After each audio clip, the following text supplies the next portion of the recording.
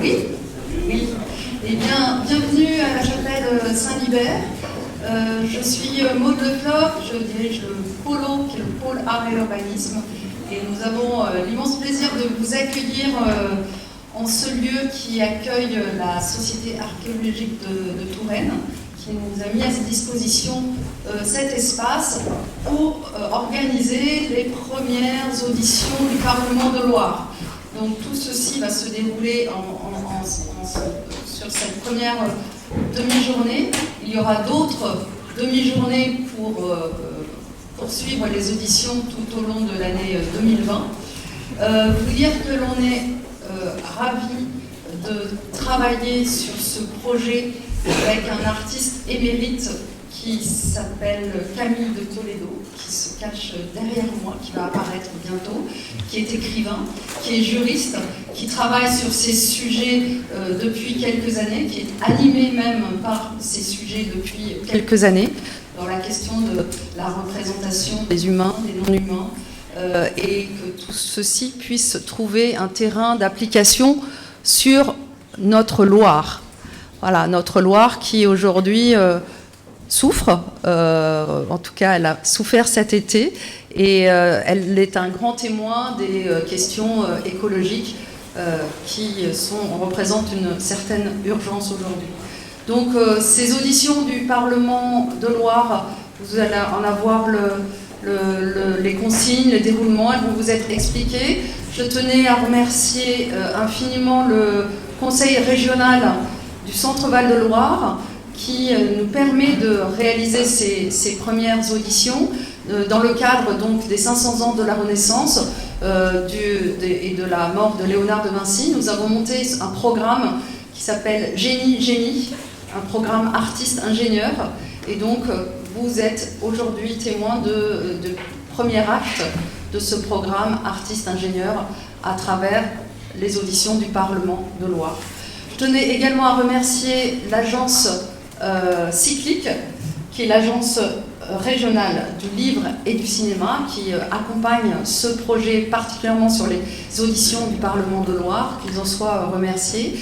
Je tenais également à remercier donc la Société archéologique de Touraine, remercier la commission qui se prête au jeu de ces premières auditions du Parlement de Loire, à savoir Lolita Voisin, qui dirige l'École nationale paysage et de la nature à Blois. Remercier Stéphane Cordobès, qui est responsable de la prospective Stéphane Cordobès, au CGET, Commissariat Général à l'égalité des territoires. Remercier Bruno Marmiroli, ici présent, qui dirige la mission Val-de-Loire. À remercier Barbara Rivière, qui est souffrante, mais qui est avec nous et qui est avec nous par télétransmission. À remercier Johan Pionnier du COAL, qui est la Coalition Art et Écologie. À remercier Virginie Serna, archéologue de la DRAC, donc du ministère de la Culture. Qui ai-je oublié ?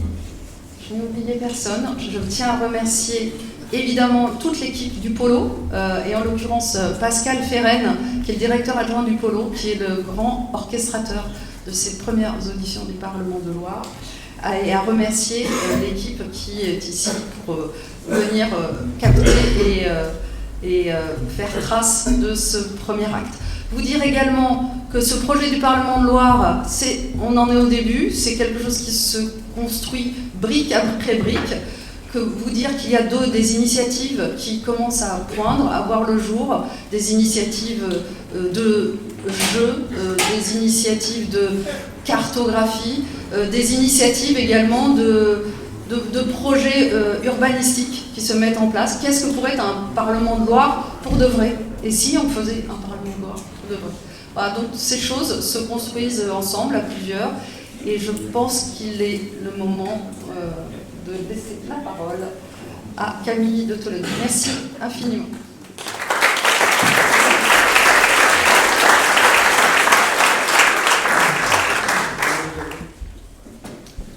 Je ne suis pas Camille de Toledo. Je m'appelle Pascal Ferren. Bonjour. Moi, je veux juste vous dire un tout petit mot d'organisation. Comme l'a dit Maud à l'instant, c'est un projet très ouvert, c'est un projet qui se construit à travers nous, donc on essaie de véhiculer, mais, parce qu'il y a un mais, le format d'aujourd'hui, par contre, lui, il est assez écrit, donc je vais essayer de vous en expliquer le format. L'idée qu'on a poursuivie pour trouver une forme à ce qu'on cherchait à faire, c'est de se dire, tiens, on fait comme si on allait créer un parlement, on dit disons qu'on va créer un parlement de la loi, disons qu'on est un certain nombre à être intéressés pour le faire, disons qu'on se réunit et qu'on va auditionner, comme sur le modèle presque des commissions d'information, on va auditionner un certain nombre de témoins autour de ces sujets-là. Donc ce matin, on était sur la Loire avec des usagers de la Loire, avec Thierry, qui est pêcheur, avec Clément, qui navigue tous les jours. Et cet après-midi, on auditionne. Je vais laisser Camille présenter. Mais voilà le format qu'on a décidé. Et c'est un format dans lequel il n'y a pas de prise de parole directe des citoyens. Donc ça nous a été parfois posé assez fortement. Mais en fait, vous allez voir, la commission non plus ne parle pas. En fait, la question, c'est de se dire, écoutons ce que les auditionnés ont à nous dire, permettons-nous ce temps d'écoute, et après, échangeons. Voilà. Donc après, tout est ouvert. On aura un temps entre 18h et 20h où on pourra échanger ensemble. Vous pouvez aussi revenir vers le colo après pour proposer des choses. On peut construire d'autres choses plus tard. Et voilà, le format, en tout cas, il est 1h30 d'audition avec Frédéric Aïtouati et Bruno Latour, une demi-heure de pause, 1h30 d'audition avec Virginie Serna et Bruno Marmiroli, et un apéritif à laquelle nous vous convions en fin d'après-midi. J'ai oublié quelque chose, j'ai oublié une chose importante, c'est que Virginie Serna a besoin de rentrer à Orléans. Ce soir. Elle est ici, et que si quelqu'un rentre à Orléans, elle sera ravie de covoiturer. Et sur cette magnifique transition covoiturage, Camille de Tolède.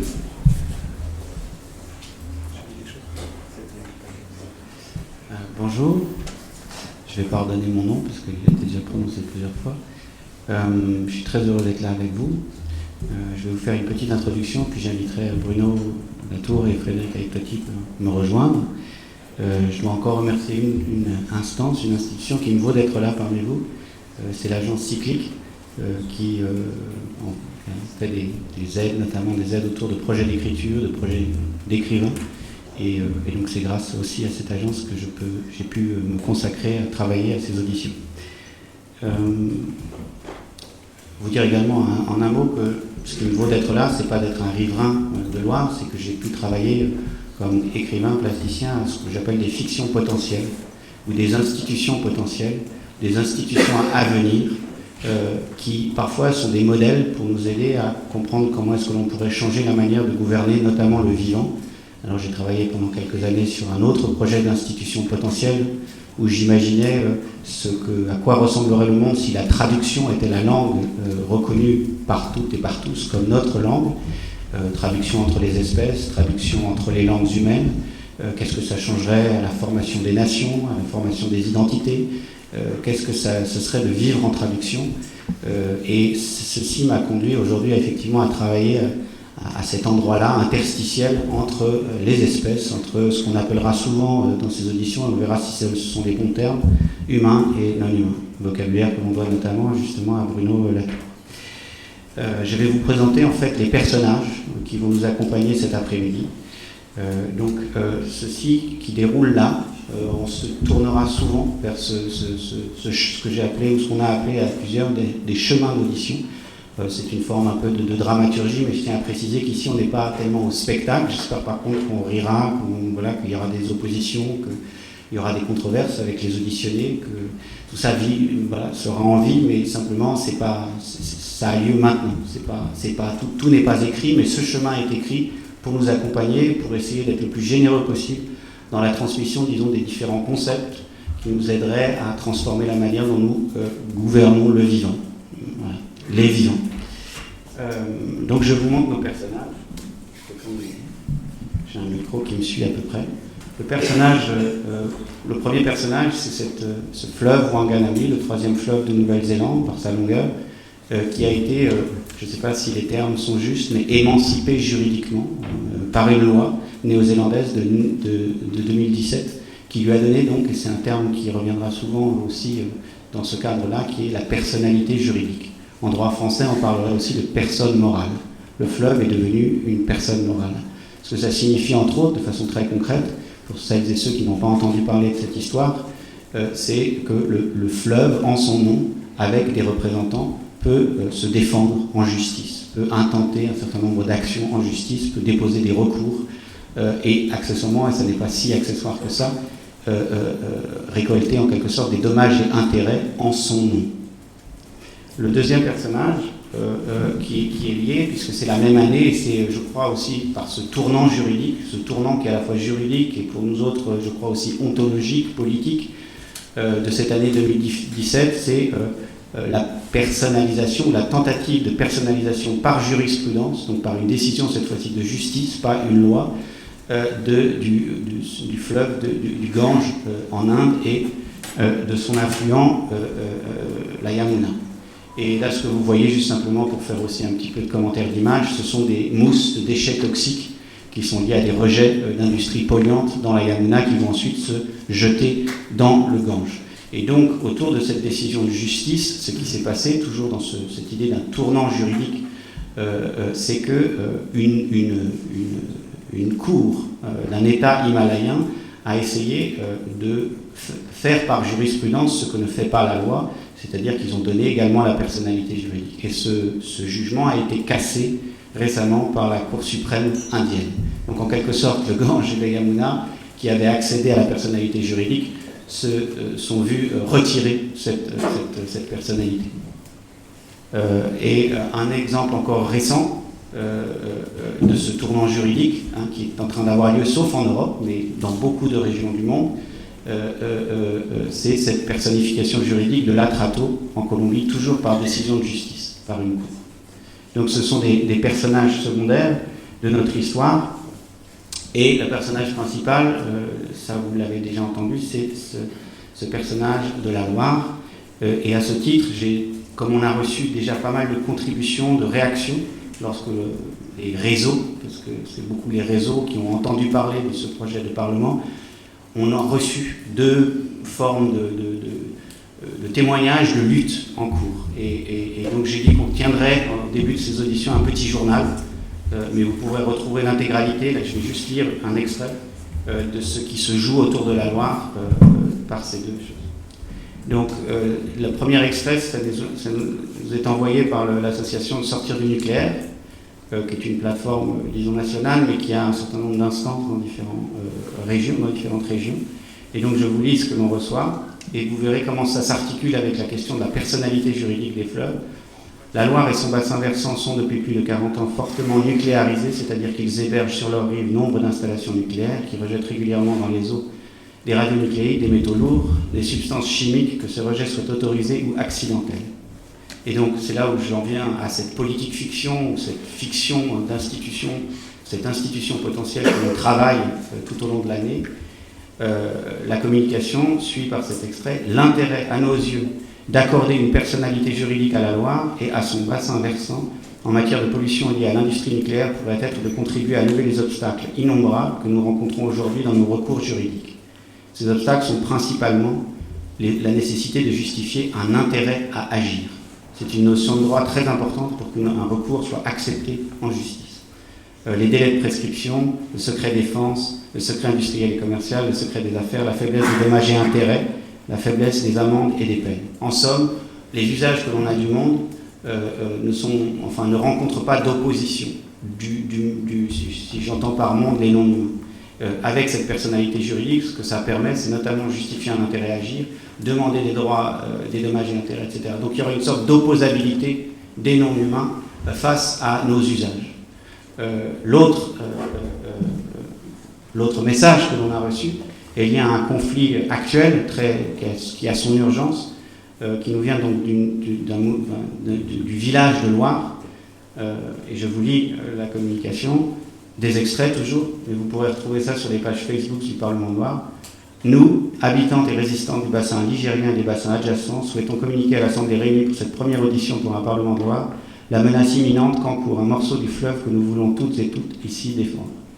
Le département du Loiret a commencé depuis 1 an et demi une opération de destruction massive et inutile pour la construction d'un pont sur le tracé d'une nouvelle déviation de 15 km, déviation des villages de Jargeau et de Saint-Denis de l'Hôtel, déviation qui cache derrière elle un contournement de tout l'Est orléanais pour le plus grand bonheur des pôles logistiques. Je fais une coupe.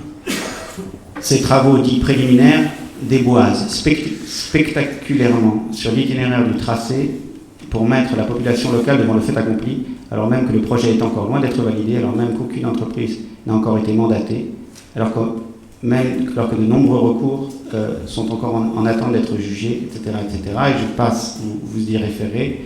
Donc il y a tous ces attendus que qui sont mentionnés, et ensuite constitués en Assemblée du peuple de Loire, de la Loire, en lutte contre la déviation et son monde depuis le mois d'août. Nous avons depuis organisé la résistance, et malgré le drame d'il y a quelques semaines, nous continuons de construire collectivement cette lutte. En vue de l'urgence de la situation, nous invitons toutes celles et ceux, institutions, associations ou simples citoyens, qui le souhaitent à s'informer et à prendre la mesure de la situation. Soutien et relais sont réellement nécessaires pour empêcher le désastre en cours. Notre slogan, et là on va retrouver une chose d'ailleurs qui est intéressante dans les fictions de sujets non humains, notre slogan « 1000 sources, un fleuve et tous ses affluents », nous sommes la Loire qui se défend. Ce « nous sommes la Loire qui se défend » inclusif est un nous humain qui vient inclure des non-humains. Et là, lorsque l'on parle de personnalité juridique des non-humains, on a affaire en fait à la possibilité d'un nous non-humain, juridique, opposable. Nous, le fleuve. Voilà.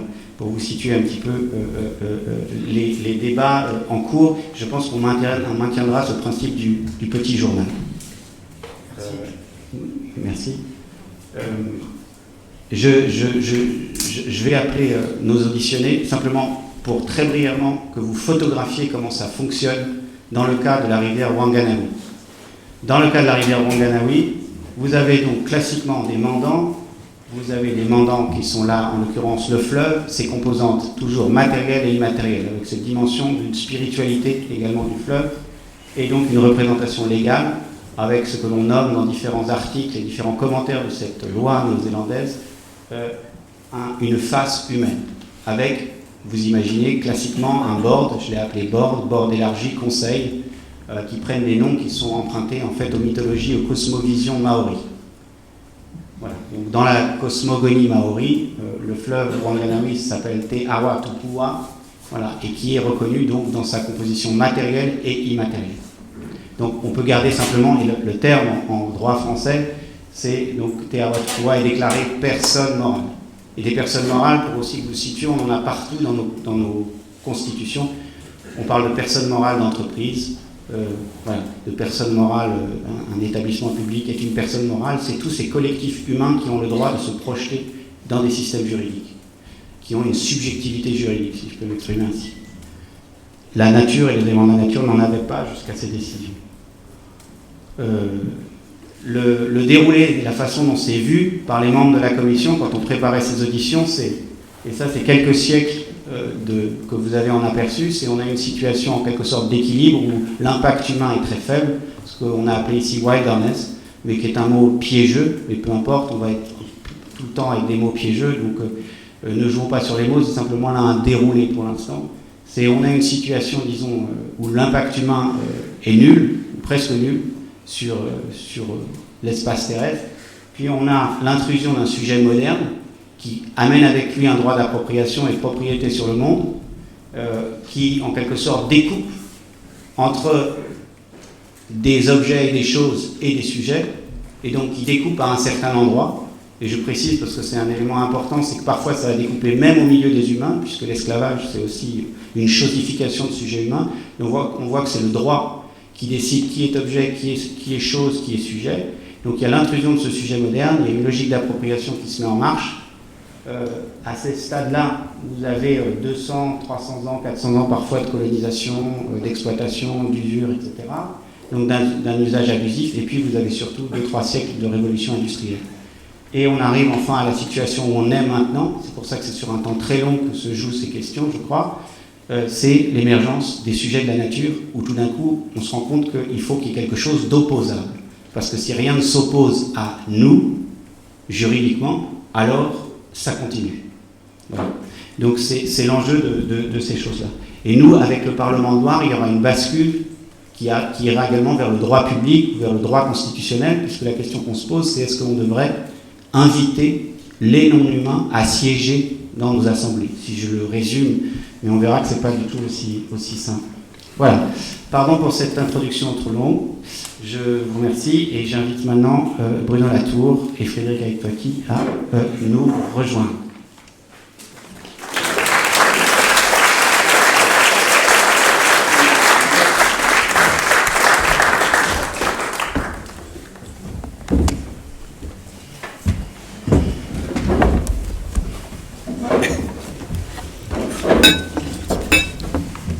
Alors, joie immense de vous avoir, tous les deux, cher Frédéric, cher Bruno. En travaillant sur ces auditions, je disais parfois, nous sommes en train d'entrer dans la tête de Bruno Latour, en pensant à ce film Dans la peau de John Malkovich. Donc je pensais que c'est vrai que beaucoup des mots, et sans doute d'ailleurs, vous nous direz, enfin, si la façon qu'on a eu d'interpréter parfois nos lectures de vos livres sont justes ou injustes, ou sbagliati, comme diraient les Italiens, fausses, erronées. Bruno Latour, vous êtes philosophe, vous êtes sociologue des sciences, vous avez fondé notamment SPIP, le laboratoire d'art et politique à Sciences Po. Vous avez été également, si je ne m'abuse, vous êtes un peu à domicile, puisque vous avez été formé en quelque sorte à l'université de Tours. En tout cas, c'est ce qui apparaît sur la fiche Wikipédia de votre... J'ai passé ma thèse, c'est tout, pendant quelques heures. Et ça s'est mal passé. J'espère que ça se passera bien aujourd'hui.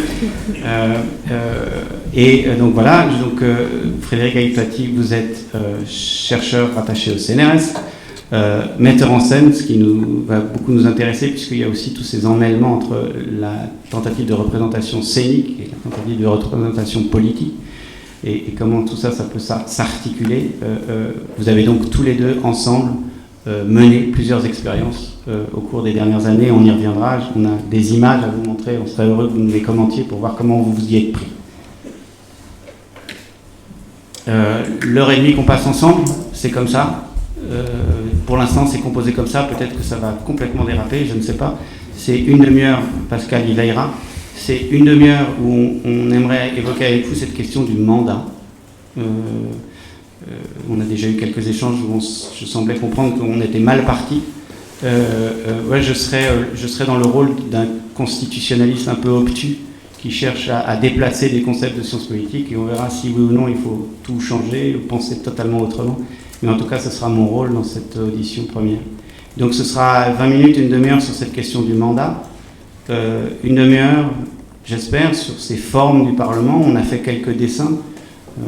J'imagine qu'ils seront très critiqués ou critiquables, mais en tout cas ce sont des propositions, des formes, et on verra comment il faut peut-être sans doute totalement les déplacer.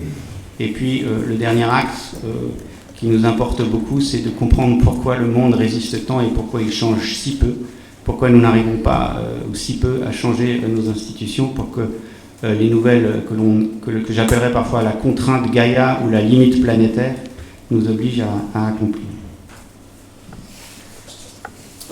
C'est bon, tout le monde y est? Donc on est sur cette question du mandat. Je vais poser parfois des questions qui sont très, très simples, mais voilà ce qu'on a ou pas. Vous nous direz, je pense que je vais adresser ma première question à vous, Bruno, vers une représentation. C'est ce qui s'est passé pour le modèle Wanganawi, c'est ce qui s'est passé pour la loi néo-zélandaise. Ils ont défini une face humaine. Donc vous voyez, le raisonnement est très appliqué des sciences politiques classiques. Il y a des mandants qui ne parlent pas les mêmes langues que nous, qui peuvent être un fleuve, donc en l'occurrence ici la Loire, les non-humains associés, flore et faune, qu'on en a vu ce matin. C'était très émouvant, parler du silure, des différents présents, des différents étangs de Loire, des lacs, des rivières, des montagnes, qui sont peut-être aussi appelés à être représentés. Et cette question, comment est-ce que l'on recueille la volonté de mandants qui ne parlent pas nos langues humaines. Et une autre chose, et après je vous passe la parole, pour savoir, et là ma question sera de savoir si on s'y prend bien en appliquant ces raisonnements-là, si cette question du mandat est pertinente et s'il faut la formuler comme ceci. Mais en tout cas, je le rappelle pour celles et ceux qui sont là, c'est ma charge de constitutionnaliste, disons on a 3 types de mandats que l'on connaît. Un mandat impératif, et vous pouvez déjà vous poser la question de qu'est-ce que serait un mandat impératif qui nous serait donné par, je vais appeler ça la nature, mais je pourrais appeler ça aussi les non-humains ou le fleuve. Quel est le mandat impératif que l'on pourrait recevoir du fleuve, si on doit formuler les choses ainsi? Et ce serait donc un parler depuis, c'est-à-dire le mandat impératif, c'est ce qui vous lie. Vous n'avez pas de choix, en quelque sorte. Ça réduit. Vous devez vous exprimer au nom, depuis la position du mandant, et vous êtes ficelé, en quelque sorte. Le mandat représentatif, c'est celui qu'on connaît le mieux dans nos démocraties. C'est celui qui contient une part confiscatoire, qui pose sans cesse des problèmes. Et donc là, dans le cas des temps qui ne parlent pas nos langues, le risque confiscatoire risquerait d'être décuplé. Et puis le mandat mixte, je vous dis simplement ce que c'est parce que ça intéresse aussi beaucoup de sujets qui passionnent Bruno Latour ici présent, puisque vous avez aussi travaillé avec Frédéric sur cette question des grandes conférences internationales, des mandataires qui viennent représenter les intérêts français ou les intérêts de telle ou telle industrie dans une conférence internationale sont souvent tenus par des mandats mixtes, à savoir qu'ils ont le choix entre tel et tel. Et au-delà de tel seuil, ils doivent simplement pas signer, mais dans cette marge de manœuvre-là, ils peuvent en quelque sorte signer. Alors ma question donc, est-ce qu'on s'y prend bien en démarrant comme ça?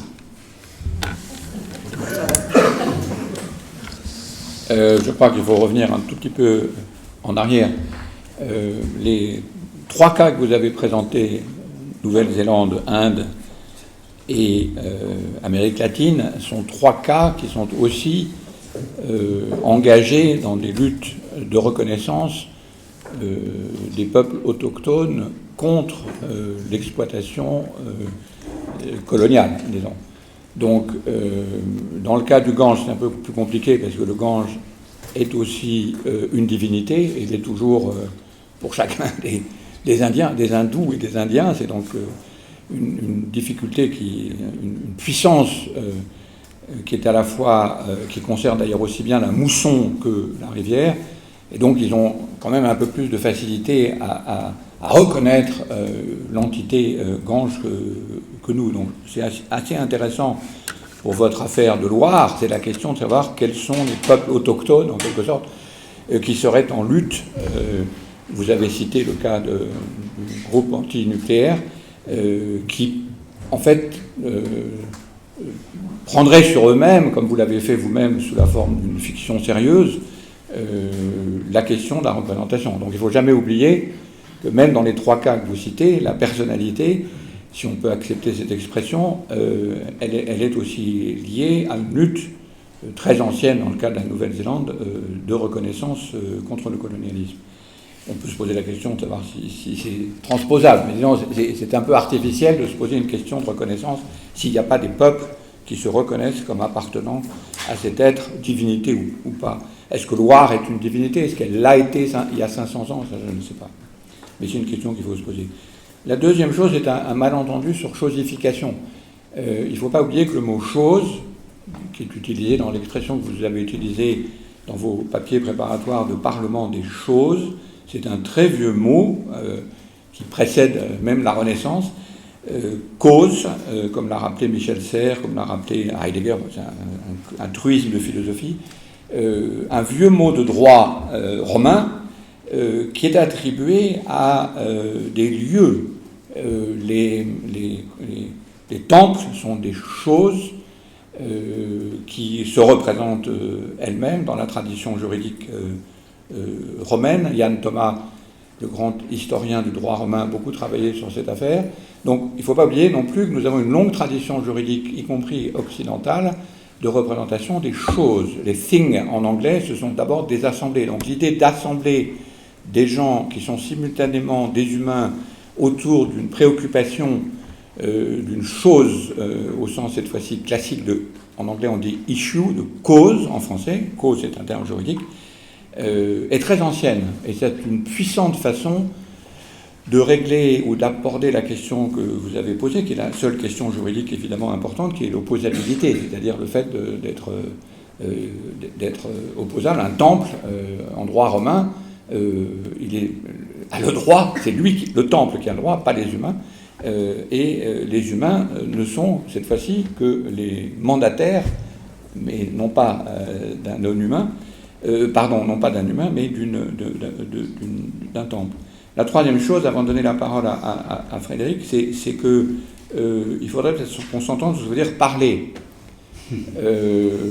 J'ai raté malheureusement la présentation de notre ami pêcheur ce matin, mais j'ai suivi la promenade sur la Loire. Ça fait des années que je cherche à aller sur la Loire, donc j'étais ravi d'aller sur la Loire. Parce que moi j'ai la Loire de l'Allier là-haut, mais dans le département de l'Allier, mais elle est pratiquement inaccessible. Donc j'étais très content d'être dessus. Il suffit d'entendre parler un automnier ou d'entendre parler un pêcheur pour avoir des paroles mixtes. Donc c'est pas que le mandat est mixte, c'est que le mandataire lui-même est mixte. Nous parlons Loire déborde. Quand je dis Loire déborde, je vais utiliser Loire sans la particule là, parce qu'il me semble que ça a un rapport avec notre sujet. Quand on dit Loire déborde, on lui attribue ce qu'en anglais on appelle agency et qu'on traduit en français par puissance d'agir. Donc il n'y a pas une expression qui ne donne la puissance d'agir déjà à des êtres non humains. C'est la chose la plus banale qui soit.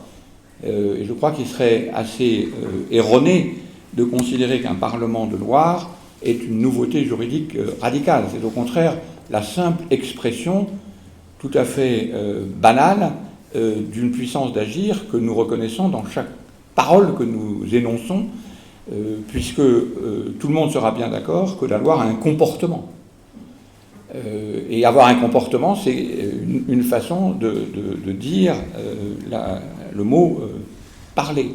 Donc parlement, c'est pas forcément des gens qui causent, c'est pas un argument de tchatch, c'est un argument de reconnaissance de l'hybridité fondamentale des comportements.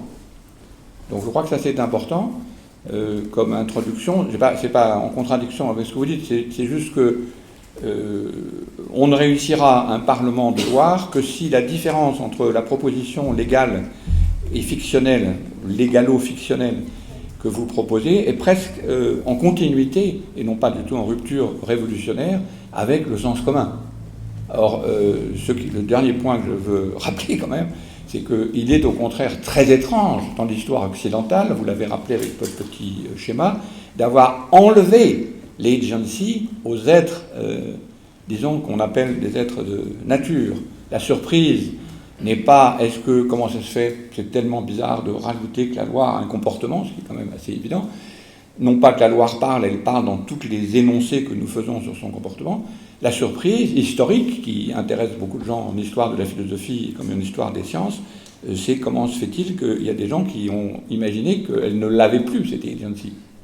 Et la raison, vous l'avez dit évidemment très bien, c'est une raison, alors pour le coup, juridique, qui a été la possibilité, dans le cadre du droit privé, de laisser les biens échangés sur un marché. Mais si on enlève cette hypothèse d'échanger des biens sur un marché, rien ne s'interdit, et j'ai moi-même, il y a quelques années, il y a bien longtemps maintenant, travaillé sur l'introduction de la loi de 92, sur la fameuse loi française sur l'eau, dans le cadre des SAGE et des SDAGE et des clés et des commissions locales de l'eau qui couvrent tout l'ensemble du bassin versant Loire. Et d'innombrables personnes, depuis maintenant 30 ans, se sont intéressées à cette question de la représentation sans du tout parler de révolution dans la compréhension des rapports juridiques. C'est Michel Serres qui rappelait que la notion de droit est associée à la notion de corde et de comportement. Un droit, c'est simplement une variation sur la notion de comportement. Donc, je crois que ça serait une erreur de dire que c'était un changement radical. C'est un changement en continuité. Par contre, évidemment, l'obstacle de toute reconnaissance de la puissance d'agir de Loire, c'est la volonté de continuer à définir une certaine partie du droit, mais une toute petite partie du droit, comme favorisant l'échange sur un marché. Donc la question qu'il va falloir se poser, c'est probablement quelles sont ces relations, le sable qu'on vend, le tourisme qui détruit telle ou telle partie du cadre de l'UNESCO, etc., etc. C'est juste quelques remarques peut-être. Alors je vais passer la parole à Frédéric. Je vais juste rappeler une chose quand même, que c'est ceux qui sont les meilleurs, c'est une vieille lubie de moi, ceux qui sont les meilleurs pour faire parler la Loire, c'est quand même les scientifiques. Ils n'hésitent jamais dans leur papier de faire parler la Loire et d'expliquer comment la Loire réagit. Et ça, c'est faire parler. Écrire un papier scientifique sur la Loire qui réagit à tel ou tel stress hydrique ou telle érosion, c'est faire parler directement, sans aucune obsession de mandat, que les scientifiques s'auto-représentent comme représentants des non-humains, de façon assez spontanée. Excuse-moi. Je pense que d'ailleurs on y reviendra, parce que dans quelques petits dessins que j'ai essayé de reprendre cette affaire, je pense aussi qu'on peut mettre en question, on verra, je vous écoute, je pense que cette question de savoir si oui on a affaire à une continuité ou une rupture, dans le cas par exemple de la jurisprudence qu'ils ont essayé d'imposer en Inde et ils ont échoué, ou en Colombie, est-ce qu'on a un précédent?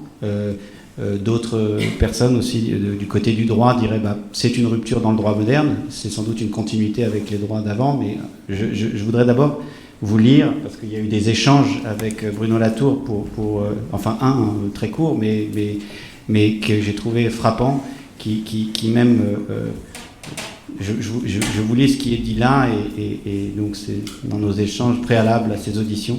Toutes les formes de parlement supposent une direction vers et pour l'humain. Mais s'il fallait au contraire se mettre en position de reconnaître la souveraineté de Gaïa, ces métaphores parlementaires anciennes seraient bien gênantes. Il faut plutôt imaginer des mandataires, donc ceux qui ont reçu le pouvoir au nom d'eux, des mandataires à genoux devant les mandants. Il ne s'agit plus de représenter les non-humains, me semble-t-il, même si cela reste utile comme fiction, mais de nous présenter à eux, vêtus d'un sac et couverts de cendres. C'est pas mal, hein? J'adore. C'est pour ça que je voulais vous le parce que et c'est juste un mail, hein. Et en plus écrit à la va-vite. Et je reste écrivain, et je veux dire que je suis assez sensible à la fin, parce que ça envoie, comme diraient mes enfants. Donc il y a ça, cette idée qui est une critique très forte, enfin, virulente de ce que l'on essaye de faire ici, de ce que l'on a toujours fait. De ce geste humain de représentation, et j'espère qu'on y reviendra. Et c'est à ce titre que je voudrais aller là, même si je reviendrai là. Mais Frédéric, je voudrais t'entendre aussi, puisque tu as expérimenté des formes de représentation théâtrale de cette question Gaïa, de cette contrainte Gaïa. Il y a donc une part de représentation. Dans cette phrase que je viens de vous lire, il y a quand même quelque chose qui nous met en peut-être pas en accusation, c'est comme si le scénario s'inversait, où tout d'un coup c'est l'idée même d'un parlement qui est sbagliato, comme diraient les Italiens, c'est erroné. Comment tu t'y es pris, comment vous y êtes pris ensemble pour notamment cette performance? J'en montre d'autres parce que je te laisse choisir, on n'a qu'1h30. Voilà encore Inside, je vous commande juste les images pour libérer plus ta parole sur le comment. On voit ici effectivement Bruno Latour en scène, dans une mise en scène de Frédéric Aïtouati, qui nous montre cette fameuse zone critique qui est la contrainte, qui est ce que nous devons faire, nous, collectifs humains, à l'échelle planétaire, pour que ça tienne, pour que ce soit encore durable, pour que ce soit encore viable. Et c'est comme si finalement toute marge de manœuvre, de représentation était terminée, fini, et pourtant on est dans le cadre d'une représentation théâtrale, donc ça m'intéressait de t'entendre. Et puis ensuite, Bruno, je reviendrai là, après que Frédéric ait parlé, pour que tu nous dises si donc, nous autres, il nous reste qu'un mandat impératif. Et je reprends ce schéma de la zone critique, de ce que l'on peut, c'est-à-dire ce que l'on ne peut plus faire, pour dire est-ce que c'est finalement ça la politique, c'est-à-dire des collectifs humains qui ne font qu'obéir. Et c'est ces questions auxquelles j'aimerais t'entendre y répondre. En tout cas, la contrainte du système Terre serait-elle donc la seule souveraineté restante, etc. Ça ressemble à des préservatifs, mais c'est pas des préservatifs. Ouais. Bon, je te laisse cet imaginaire-là, mais en même temps, oui, pourquoi pas. Ouais. Ah, c'est la Terre, c'est la zone critique. Ah, mais elle est beaucoup plus petite encore. Ah, tu penses qu'elle est beaucoup plus petite? Ah, Ouais, beaucoup plus petite. Est-ce qu'on peut revenir là, sur ce moment de la représentation sur scène, et lorsqu'il ne s'agit que de contraintes, et ce inside, et puis peut-être qu'il y en a eu d'autres, je vais les montrer. Mais... Oui, je ne sais pas si je vais partir de là, parce que c'est pas facile. J'aimerais repartir de là où on est là, plutôt, tout de suite. Et peut-être déjà commencer par dire que, par rapport à vos discussions, tous les deux, et par rapport à la commission ici présente, et à ce cadre, à ce rituel que nous jouons, que nous performons, d'abord je parle en toute incompétence, je n'ai pas du tout de formation juridique, et pour le coup j'essaye, pourtant ça fait quelques semaines et mois que tu nous as envoyé tu as beaucoup travaillé, tu nous as fait travailler, et j'ai essayé de comprendre cette histoire de mandat et de mandant. C'est pas mon vocabulaire, c'est difficile. En revanche, effectivement, on a essayé de le transposer au théâtre, et on s'est posé le type de questions que vous vous posez. Et peut-être que la façon dont je comprends mon rôle aujourd'hui, c'est une espèce de témoigner devant vous, avec vous, des tentatives qu'on a faites avec Bruno, avec des étudiants au sein d'un théâtre, pour répondre à des questions finalement assez proches des nôtres aujourd'hui. Cette expérience, ça s'appelait le théâtre des négociations, et c'était 6 mois avant la COP 21, vous vous souvenez, l'accord de Paris en 2015. Et on était parti d'une proposition finalement assez proche de la vôtre, la proposition de Bruno et de Laurence Toubiana, de prendre la forme des négociations internationales sur le climat et de la faire bouger de l'intérieur. Et plutôt que de simplement avoir, voilà, c'est ça, Make It Work, le tas des négociations en 2015, en mai 2015, donc 6 mois avant l'accord de Paris, plutôt que d'avoir autour de la table des négociations les États-nations, vous savez, habituels, délégués, les délégations, on avait eu l'idée de convier aussi avec des délégations non humaines, avec les limites que le terme non humain propose. Donc il y avait une délégation des fleuves, des océans, il y avait une délégation des forêts, de l'air, des sols, évidemment une délégation du Canada, une délégation de l'Europe, mais aussi une délégation des peuples autochtones, des espèces en danger. Voilà. Donc on était dans cet effort d'élargissement des représentations. Et ce qui m'intéresse par rapport à ce qui se passe ici aujourd'hui, c'est qu'on était aussi en train de performer quelque chose, de faire cette histoire d'institution potentielle. Et on avait essayé de faire bouger sans faire une autre institution, mais en reprenant les institutions existantes, de les faire bouger de l'intérieur en jouant sur leurs limites. Et l'une des questions qu'on s'était posées, c'est cette question des mandants et des mandats. C'est-à-dire, qui peut représenter, qui a la légitimité de représenter, par exemple, la délégation des océans? Comment on va la constituer, cette délégation? Donc on avait proposé à des étudiants de former des petits groupes de délégations dans lesquels il y avait un représentant scientifique, et ça rejoint ce que disait Bono. C'était très important pour nous de se dire, voilà, on ne sait pas vraiment les faire parler, les non-humains. Être porte-parole, ça pose plein de problèmes. Déjà, ça voudrait dire qu'ils sont muets, alors qu'ils ne le sont pas forcément. Ce matin, on était sur la Loire, et la Loire n'était pas du tout muette. Ça voudrait dire qu'ils sont peut-être mineurs. Voilà, ça pose plein de questions juridiques, philosophiques, sur lesquelles on reviendra, c'est sûr. En tout cas, l'une des façons de contourner le problème, parce qu'en fait, on ne peut que contourner les problèmes, c'était de se dire, on va faire des délégations hétérogènes avec un membre de la société civile. Donc voilà, par exemple, pour la Loire, ça serait quoi? La délégation de la Loire, ça serait l'un d'entre vous qui êtes des citoyens qui habitez, des usagers, des habitants, des voisins de la Loire. Il y aurait dans la délégation toujours un membre, peut-être Clément, qui nous a emmenés en bateau ce matin, ou peut-être un pêcheur.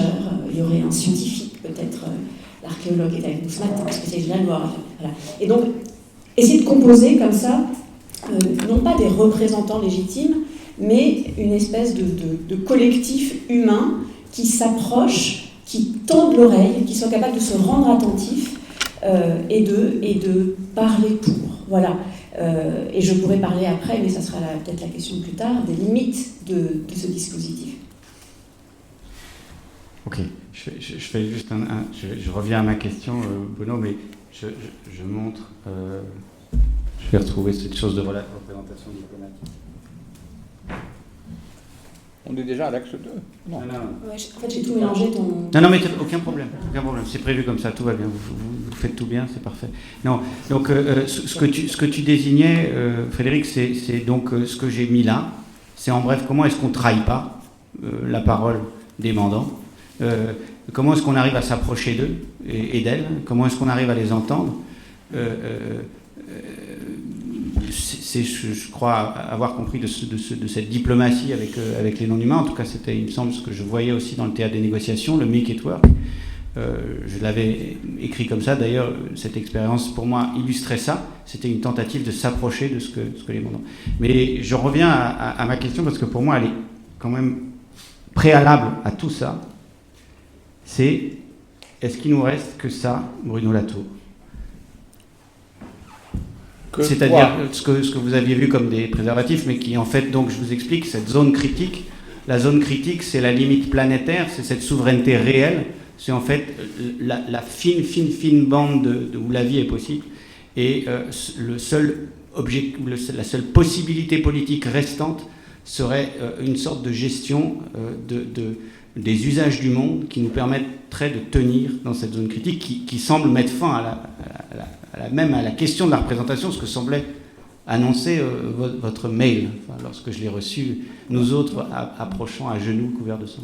Non, je crois que ce que Frédéric n'a pas dit, c'est que la raison pour laquelle, par exemple, on avait le Brésil comme pays et l'Amazonie comme non-humain, c'est parce que les pays, la souveraineté des pays est une mauvaise définition des conflits à l'intérieur desquels la COP essayait de situer la répartition des quantités de CO2. Donc il y avait un enjeu qui était assez clair, la quantité de CO2, et les pays sont d'assez mauvais représentants, donc refaire des mandants, c'est tout à fait intéressant, je ne critique pas du tout à condition de définir le conflit qui fait que la situation actuelle des mandataires, par exemple, je sais pas moi, les présidents de région, ou le président de la République, ou les scientifiques spécialisés dans l'hydrologie, etc., sont de mauvais représentants. Donc c'est l'histoire de la notion de mandant, l'histoire de la notion de représentation, l'histoire même du Parlement français, c'est une histoire contre d'autres personnes, de même que les trois rivières que vous avez citées sont des rivières qui disent mais nos représentants ne sont pas les bons représentants. Donc la question du mandat, c'est un contre-mandat. C'est cette fameuse notion d'opposabilité que vous avez présentée au début. Donc la question de représentatif ou impératif, j'ai un peu de peine à y rentrer, parce que quels sont pour le dire de façon tout à fait brutale, quels sont les peuples, au sens des ensembles culturels associés à Loire, qui considèrent que Loire est menacée par d'autres populations représentatives qui se parent d'autres modes de représentation électorale, disons, classique, et qui sont prêts, avec cette innovation de la représentation de Loire, à...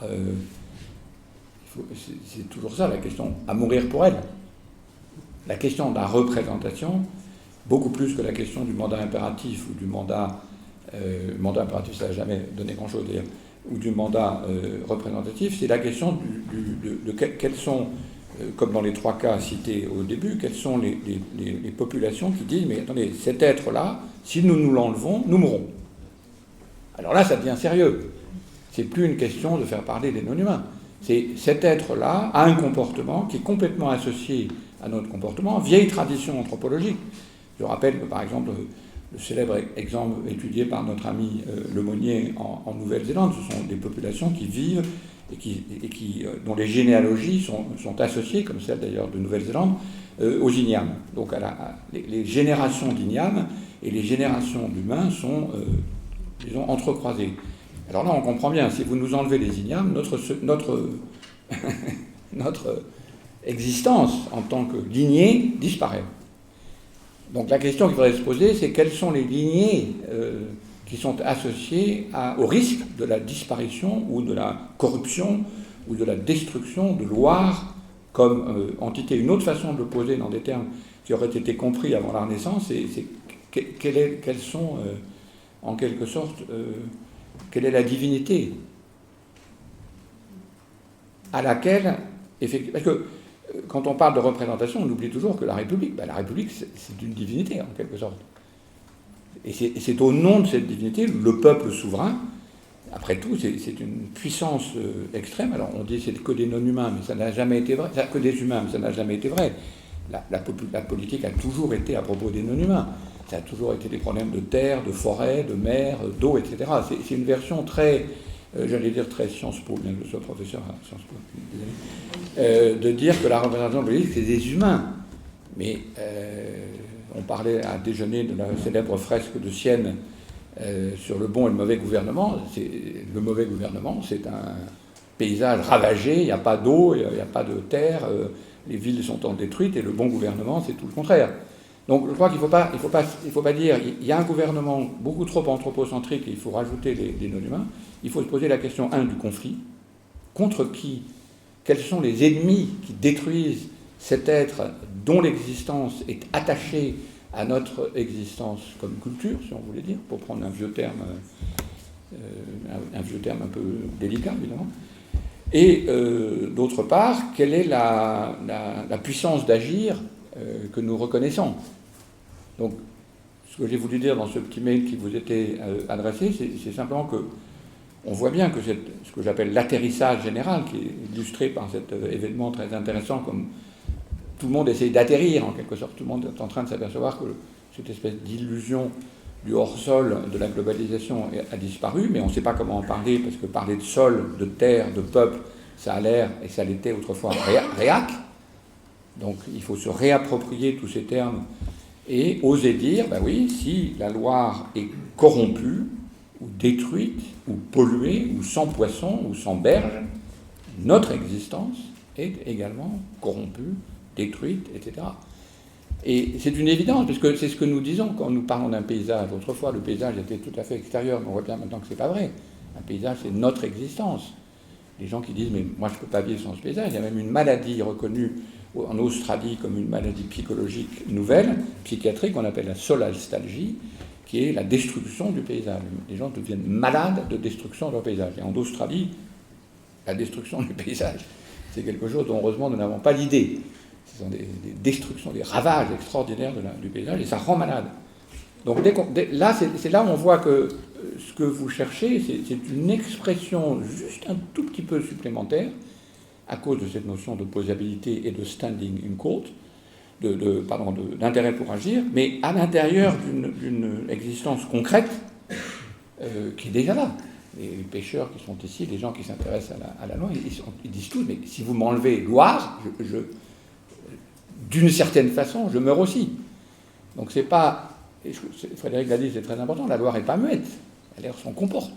La Loire est associée historiquement à une multitude d'autres histoires. Nous parlions avec notre amie Virginie de l'extraordinaire masse de construction tout le long de la Loire autour des derniers siècles. Donc c'est tout le contraire d'un être dit naturel. Par contre, c'est un être avec lequel on ne peut pas la séparer de son peuple.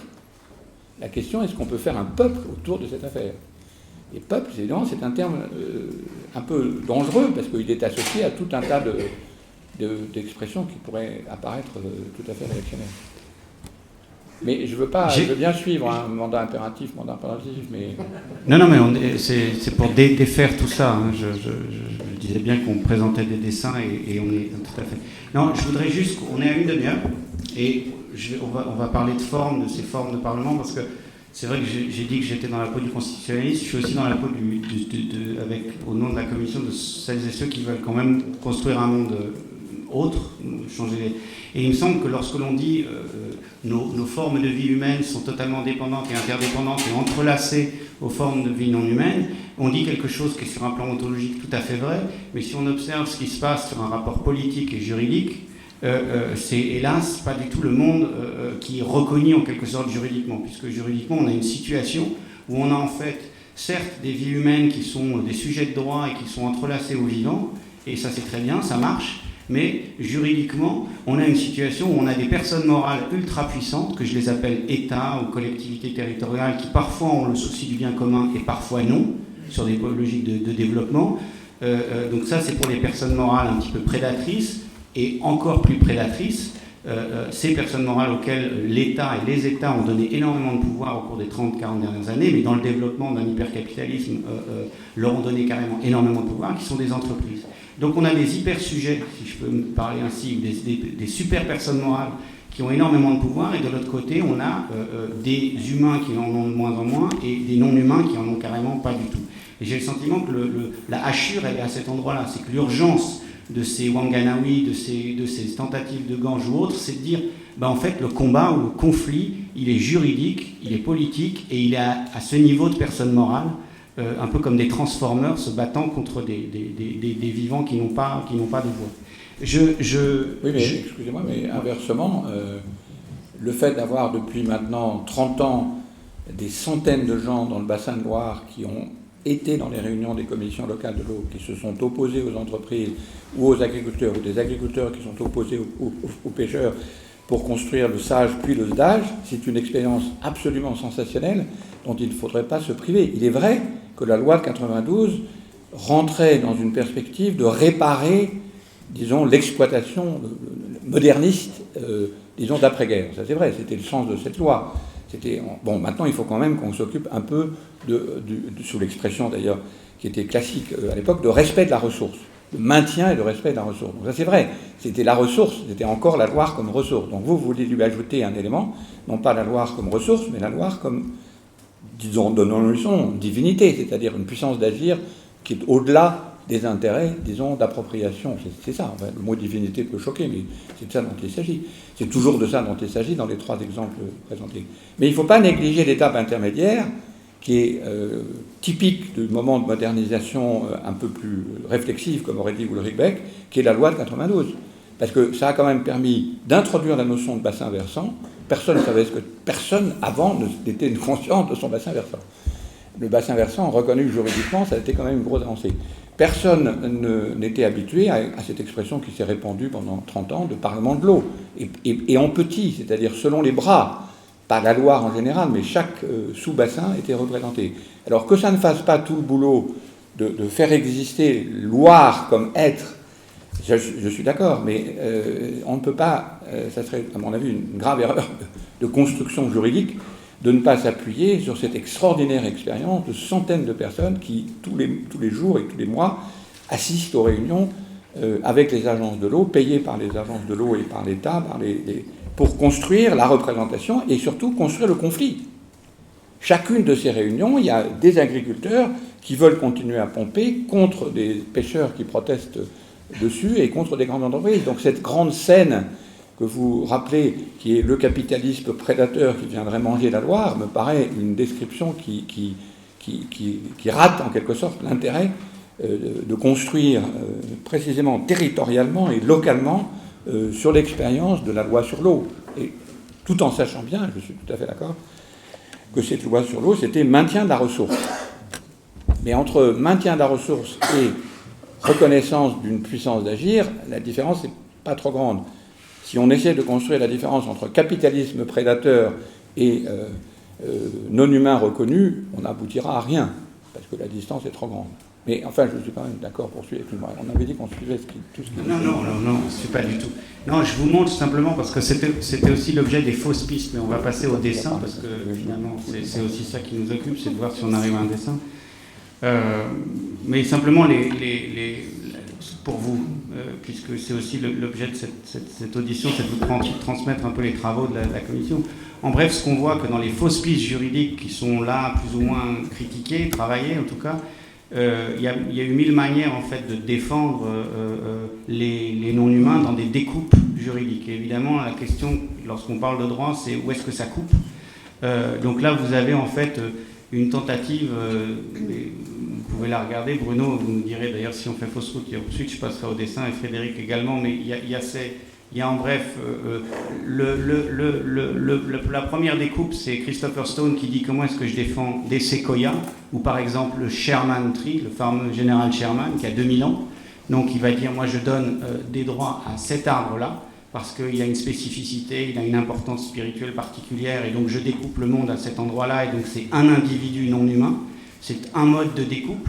Dans la commission, on était plutôt à penser qu'effectivement c'était non pertinent, qu'il y avait une découpe plutôt en mode sujet collectif, du genre une espèce en danger. C'est une autre forme de découpe, on va donner en quelque sorte un droit juridique à une espèce en danger. Encore une fois, le risque est que ce soit absolument non pertinent, puisque tout est relié. Et puis il y a ce sujet relationnel, et puis il y a sans cesse ce qui est revenu dans nos travaux, qui est ce sur quoi vous avez tous les deux, et Bruno beaucoup travaillé, qui est ce sujet hybride, où on n'arrive pas finalement à désentrelacer les choses. Je passe à l'axe 2, parce qu'il faut. Mais je vous laisserai revenir dessus, et c'est vous qui... Je voulais aussi, Frédéric, t'entendre sur ce travail, et je vous le signale parce que ça fait partie en quelque sorte des pièces que l'on rassemble, qui est ce travail magnifique auquel je vous renvoie de transformation de nos représentations du monde, et il y a encore question de représentation, et peut-être si tu veux noter cette chose-là pour y revenir, alors qu'on aura déjà engagé l'axe 2, mais sur est-ce qu'en travaillant sur ces représentations cartographiques, cette manière de discartographier ou de recartographier le vivant, le rapport au vivant, le rapport au monde, est-ce que tu arrives à un moment donné à dire tiens, ça je peux bien le translater en politique? Est-ce que c'est impossible? Est-ce que ça reste pour l'instant à l'état de modèle? Est-ce que ça devient une forme de représentation politique? C'était une des questions qu'on se posait. Donc je fais référence à ce travail et qui peut-être tu y reviendras, j'ai pas le temps hélas de tout vous dire, mais vous inviter à vous y reporter aussi sur une manière de sortir en tout cas de ces représentations qui sont par en haut et d'être à l'endroit du vivant, à l'endroit où ça s'entrelace, à l'endroit de ce que vous appelez aussi le point de vie et ce que vous appelez également le Gaia Positioning System, qui serait vraiment en référence à ce lieu où ça vit, où ça échange. Encore un travail que vous avez mené récemment en Suède, où on voit d'ailleurs un peu cette scène humaine. C'était très récemment en Suède. C'était lundi dernier. Moving Earth, avec cette scène qui, effectivement, moi, tout de suite, enfin, nous, ça évoque évidemment la fameuse scène, on se demande qui trahit. Le siège vide est celui de Trump. C'est la conférence sur le climat, enfin, la réunion à Biarritz sur le G7. Et au moment de la discussion sur le climat, il y a un siège vide qui est celui de Trump. Parce que pour Trump, il n'y a pas de transformation du climat, comme vous savez. Mais tu ne laisses pas Frédéric parler de terraformat ? Si. Simplement, j'amorce cette chose-là. Comme ça, on y est, on est à 40 minutes. On va y arriver, vous allez voir. C'est juste l'expression « je donne des droits », un peu discutable. Et je cesse d'en refuser, c'est pas tout à fait pareil. L'argument de Stone, c'est pas « nous allons donner des droits aux arbres », c'est « nous allons cesser d'en refuser aux arbres ». C'est pas du tout la même chose. Ça, c'est Stone. Et Stone, c'est une des pièces qu'on apporte dans les travaux de la Commission, c'est dès 1972, il dit en fait on a des mécanismes juridiques très au point pour donner, mais ça aussi c'est contestable, enfin il me semble, des droits à des... Il compare avec la tutelle. Donc un enfant n'est pas capable juridiquement, un vieillard n'est pas capable juridiquement, à partir d'un certain niveau d'incapacité, d'expression, de gestes, etc. J'en sais quelque chose. Et donc il faut être le tuteur ou la tutrice, il faut représenter. Et donc le modèle qu'il propose, c'est d'appliquer ce modèle de la tutelle aux non-humains, pour encore une fois atteindre à cette opposabilité, pour changer un peu le rapport de force dont on parle. Excuse-moi, mais après je cesse de financer. Et standing, pour Stone, et la très belle image est là, c'est aussi que l'arbre, il est là. Et donc la question c'est, il est là, il a un comportement, il a des racines, il est présent. Donc la question c'est pas est-ce qu'on lui donne un droit, c'est est-ce qu'on cesse de le rejeter, ce droit. C'est une aversion assez importante du dispositif.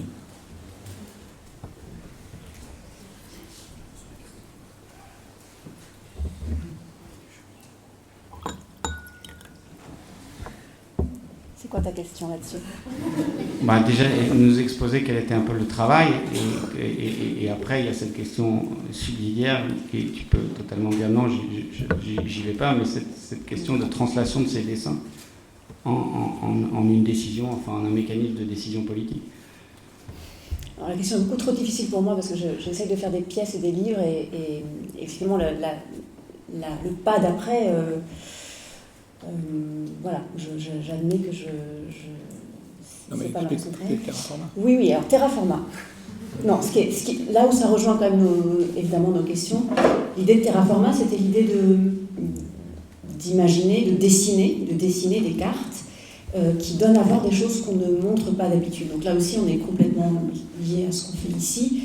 Ça voudrait dire quoi, par exemple? On pourrait le faire comme exercice, moi j'aimerais beaucoup qu'on poursuive avec vous, par exemple de prendre la Loire comme point de départ d'une carte et d'imaginer par exemple comment on pourrait dessiner, alors ça a déjà été fait, mais la France par ses eaux, par exemple, ou par les mouvements de ses eaux. Mais là, Terraforma, le point de départ, c'était vraiment de produire des nouvelles représentations à nouveau, et aussi de changer un petit peu la place du vivant. Là, tu as pris la page où il y a un arbre, et cet arbre, on s'est dit qu'il pouvait nous donner non pas un point de vue, mais un point de vie. Donc Terraforma fait partie de toutes ces expériences, en fait, pour atterrir, comme le dit Bruno, et pour passer d'un regard surplombant, qui est le regard classique de la cartographie, à un regard... je dirais horizontal, ou même un regard où on parle des racines. Qu'est-ce que c'est qu'une carte qui suit les vivants, par exemple? Et l'idée d'inversion est très importante. C'est un petit peu ce que vous avez dit Bruno tout à l'heure. La question, c'est pas de donner des droits à, mais c'est de voir à quel point tout est déjà plein d'actions, de puissance autour de nous. Et c'est se rendre attentif à ces puissances. Ça veut dire quoi, par exemple, de se dire que le paysage n'est pas un décor inerte autour de nous, un espace, en fait, à l'intérieur duquel les vivants humains et non humains bougent, mais de se dire que l'espace même dans lequel on est totalement produit par ces vivants. C'est vraiment c'est essayer de retourner comme un gant tout notre rapport à l'espace, tout notre rapport au vivant, tout notre rapport à l'articulation entre le monde biotique et abiotique, se dire que l'air qu'on respire, l'eau qu'on traverse, la Loire est là, pas parce que y a d'abord la Loire et ensuite des poissons dedans, elle est là parce qu'il y a des bactéries qui font que ça pleut là, et enfin voilà, c'est vraiment inverser constamment le rapport entre biotique et abiotique. Et donner des images à ça, c'est se permettre aussi, pour répondre à ta question, essayer d'y répondre, c'est se permettre d'avoir une autre vision des territoires. Pour l'instant, on a une vision westphalienne. Vous savez, on a des, dans les salles de classe, on voit des territoires en orange, en rose, en bleu. On a des lignes de frontières. On a plein de sortes de cartes, mais avec toujours le même fond de cartes, qui sont des États-nations. Ça voudrait dire quoi de faire des cartes? Brusquement, on enlève provisoirement le fond de carte qu'on connaît, les lignes qu'on connaît, et on repart d'autres lignes, d'autres tracés, des courants, des vents, des vivants, des mouvements, des déplacements, des agents, en fait, déjà des agentivités. Donc c'est très potentiel, c'est très prospectif, mais c'est évidemment, le saut est très loin entre ce type-là de représentation et ce qu'on peut en faire en politique. Je ne suis pas du tout sûre de savoir. Et si on faisait l'exercice, Terraforma propose une grammaire de description des terrains de vie. Mais si on faisait l'exercice que nous appelons d'autodescription des paysages dans cette salle, on serait très surpris de s'apercevoir que Loire apparaît peut-être peu, en fait. En particulier, c'est très peu probable que Loire aille la source à l'estuaire. Parce que ce n'est pas du tout une représentation concrète, ça c'est la représentation géographique.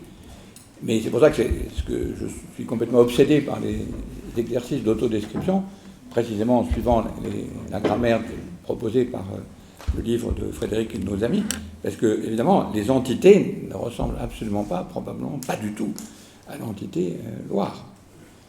Et si on veut reconstituer peuple et divinité, enfin peuple et être puissance d'agir, disons, il faut accepter le passage lent et compliqué pour décrire les êtres avec lesquels chacun de vous ici se trouve subsister. Si on pose la simple question, quels sont les êtres qui vous permettent de subsister, même si on a ici des tas de militants de Loire, je doute qu'il y en ait plus de 2 ou 3 qui disent Loire depuis le mont.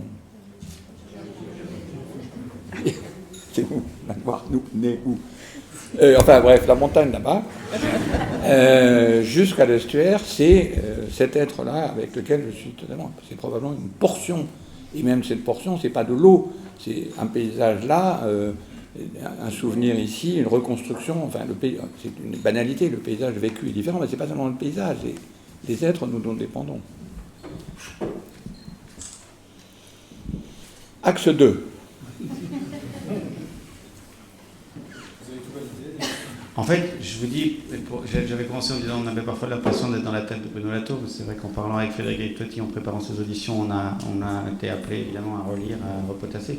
Et c'est vrai qu'il y a ce livre de vous, Bruno, où on a presque un modèle constitutionnaliste avec beaucoup sans doute de malentendus, puisque ce livre en fait utilise le terme juridique et de constitution en fait pour développer plutôt quelque chose qui est de l'ordre de l'épistémologie ou du régime justement des modes d'existence, ou qu'est-ce qu'on a entre les mains, qui rejoint la question des entrelacements, des hybrides, et qui font que se nouent les questions scientifiques et les questions politiques, que tout ça doit être refondu.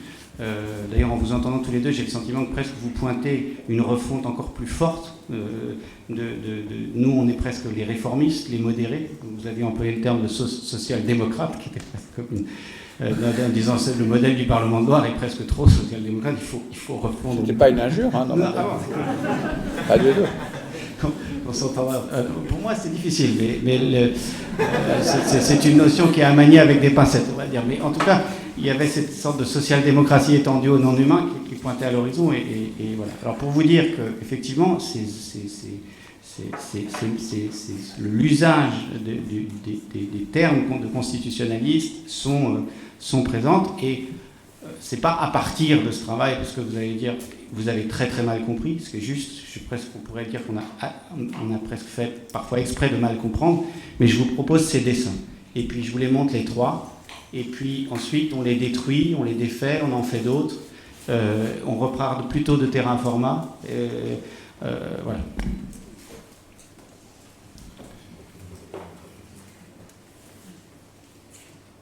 Alors je vous les commente. L'assemblée interspécifique, ce serait potentiellement une forme. Il se pose évidemment toujours la question de savoir qui est là du côté des non-humains, si cette forme est validée, mais je pense qu'elle ne le sera pas. Mais en tout cas, il y avait aussi la question des pourcentages. Pour la petite histoire, il y avait parmi la commission celles et ceux qui disent non, il faut appliquer le taux de représentation, le taux de population réelle. Donc ça veut dire que la population humaine est réduite à 0,0000. Ça dépend pas en poids. Hein. Alors est-ce qu'on la compte en poids, est-ce qu'on la compte en nombre ? J'ai présenté hier à Sciences Po un article récent qui montre que la biosphère pèse moins lourd maintenant que la technosphère. Article qui n'est pas encore paru. Donc non, les humains dans l'Anthropocène ils pèsent lourd, pas sur la Terre, mais sur l'Anthropocène, oui, pardon, excuse-moi. Non, mais c'est très juste. Non, mais c'est que dans le cas qui nous occupe, on aurait presque tendance à dire donc il faut réduire le poids. Donc il faudrait que la représentation ne soit pas à l'image de ce poids de la technologie. C'est les bactéries qui de loin auront le plus de poids. Le gros, c'est les bactéries. Hein. Bactéries run the show, comme disait Marcellus. Alors ça, c'est à des échelles, disons, on va dire nationales. On s'éloigne un peu, mais on le savait sur cette audition 1 du territoire. L'audition 2 sera plus proche du territoire. C'était pour vous dire, il y avait ce modèle dans les politiques de la nature qui parlait de chambre haute, chambre basse. Il y a ce texte courant qui vient notamment d'un philosophe qui est Dominique Bourg. Enfin, je crois que peut-être cette proposition est peut-être arrivée jusqu'à vous, mais où il parlait de chambre des générations futures. Là, on aurait un schéma plutôt une bascule où on dit non, on ne fait pas une chambre des générations futures. Et la chambre des générations futures, elle repose sur quelle idée? Sur l'idée que les temporalités des générations futures, comme des non-humains, est tout autre. Et qu'elle est irréductible, disons, à nos modalités démocratiques classiques. Et que donc, il faut une autre instance qui participe au processus législatif et qui, contrairement simplement à différents conseils, au Conseil économique et social ou aux institutions existantes, permet de bloquer ou de empêcher le vote d'une loi. On sait que dans nos dispositifs, en tout cas en France, le Sénat est toujours potentiellement doublé par l'Assemblée nationale. L'Assemblée nationale peut passer devant le Sénat et voter une loi malgré les oppositions. Là, on aurait une troisième chambre qui serait toujours liée à cette notion d'opposabilité ou de contre-pouvoir ou une autre organisation du contre-pouvoir qui, en dernière instance, offrirait une souveraineté, ce que vous appelez une divinité également dans cet échange, aux non-humains. Moi, j'avais proposé dans un article du Monde de supprimer le Sénat, qui est un asile de vieillards inutiles, par une chambre des territoires. C'est-à-dire des vrais territoires, comme vous l'avez dit. C'est-à-dire un sénateur des arbres, un sénateur des déchets, un sénateur des composants, disons, du territoire. Et ça aurait été beaucoup plus utile. Enfin, ça rejoint votre idée, mais la troisième chambre, elle existe, c'est ça le problème. Ils ne savent jamais quoi faire du Conseil économique et social, qui n'est pas un asile de vieillards, mais un reposoir pour personnes ayant mérité, disons, ce qui n'est pas tout à fait la même chose. Mais il y a eu une idée de réforme de la troisième chambre, mais ça n'a abouti à rien. Mais il faudrait continuer à pousser ça. Ça, c'est un dessin qui, en fait, on peut le penser avec l'existant. On ne change rien. Le processus législatif reste le même aux États-Unis, en Allemagne, enfin peu importe ce que l'on considère. Et on considère qu'au-dessus des principes de la Constitution, ce qui forme le bloc de constitutionnalité et qui permet parfois d'annuler des lois, il y a ce que Valérie Cavanès appelle la limite planétaire, ce que dans vos vocabulaires on trouve souvent sous le terme de Gaïa, même si ça engage beaucoup d'autres choses, beaucoup d'autres réalités, mais en tout cas de zones critiques. Il y a quelque chose qui en dernière instance s'impose à nous et qui impose ces équilibres. Et en somme, on peut avoir changé, passé du bicamérisme au tricamérisme non humain, on peut être passé à une assemblée interspécifique, on peut rester comme ça. On dit simplement qu'il y a des principes qui sont supérieurs à toutes les constitutions. J'en ai énoncé quelques-uns, mais qu'on connaît déjà: la neutralité carbone, le respect de la biodiversité, la logique du vivant, la limite planétaire, la zone critique, peu importe. Et en fait, cette cour, qui est constituée de juges, notamment spécialistes de droit de l'environnement, vous savez que souvent le droit de l'environnement est considéré comme une soft law, une loi qui a du mal à s'imposer. Et bien là, s'impose à toutes les décisions, à toutes les législations. Donc encore une fois, on a la contrainte Gaïa se fragmente, la contrainte de la zone critique s'institutionnalise de différentes manières. Voilà. Si vous repassez sur la slide précédente, c'est-à-dire celle du Parlement des choses, politique de la nature, excellent livre de constitution, effectivement. Là, on tombe sur un mécanisme qui, lui, n'a pas du tout été... mais dont on a déjà parlé, finalement. Il y a deux questions à poser. Il faudrait faire l'exercice de composition pour le faire, mais la première question, c'est combien d'êtres doivent être pris en compte. Et évidemment, on voit bien que si l'on comprend ou pas le silure, ou qu'on prend le sable, ou qu'on prend la température de l'eau qui refroidit les centrales, etc., cette première tâche, qui est elle-même distinguée en deux, c'est-à-dire la perplexité qui est créée par des militants scientifiques, militants activistes ou militants politiques, cette première tâche de perplexité rajoute des nouveaux êtres. C'est-à-dire dire, c'est un scandale, on ne prend pas en compte la question de la pêche, ou c'est absolument anormal, je suis scientifique, on ne prend pas en compte le réchauffement, etc. Ça, c'est tous les êtres qui doivent rentrer dans cette première chambre, la chambre haute. Et la deuxième tâche de cette chambre haute, je résume rapidement l'argument, parce que finalement, il est tout à fait pertinent pour ce que vous voulez faire. La deuxième tâche, c'est celle de la consultation, puisque vous êtes en train peut-être de faire ici. C'est-à-dire, quelles sont les voies, et c'est un procès de recherche très compliqué, de savoir qui sont les représentants de ces différents êtres qui sont amenés par la première tâche, perplexité et consultation. Mais ensuite, il y a une deuxième tâche, elle, qui est d'une importance énorme, qui est résumée ici, c'est est-ce qu'on peut vivre ensemble ? C'est-à-dire, qu'est-ce qui est compatible avec qui ? Est-ce qu'on peut vivre avec, vous avez dit, on ne peut pas vivre avec les méchants capitalistes qui viennent prendre, qu'est-ce qu'ils prennent d'ailleurs dans la Loire ? Du sable, je suppose, ouais, des choses comme ça. Ouais, Les barrages. Ah, les barrages, d'accord. Et les barrages, ils nous éclairent, donc... enfin, bon, bref. Je ne veux pas faire de la social-démocratie ici. Mais la deuxième chambre, elle est complètement opérationnelle sur deux sujets qui ne sont pas du tout les mêmes que les premiers. C'est des tâches de hiérarchie, d'abord. C'est-à-dire, qu'est-ce qui est le plus important ?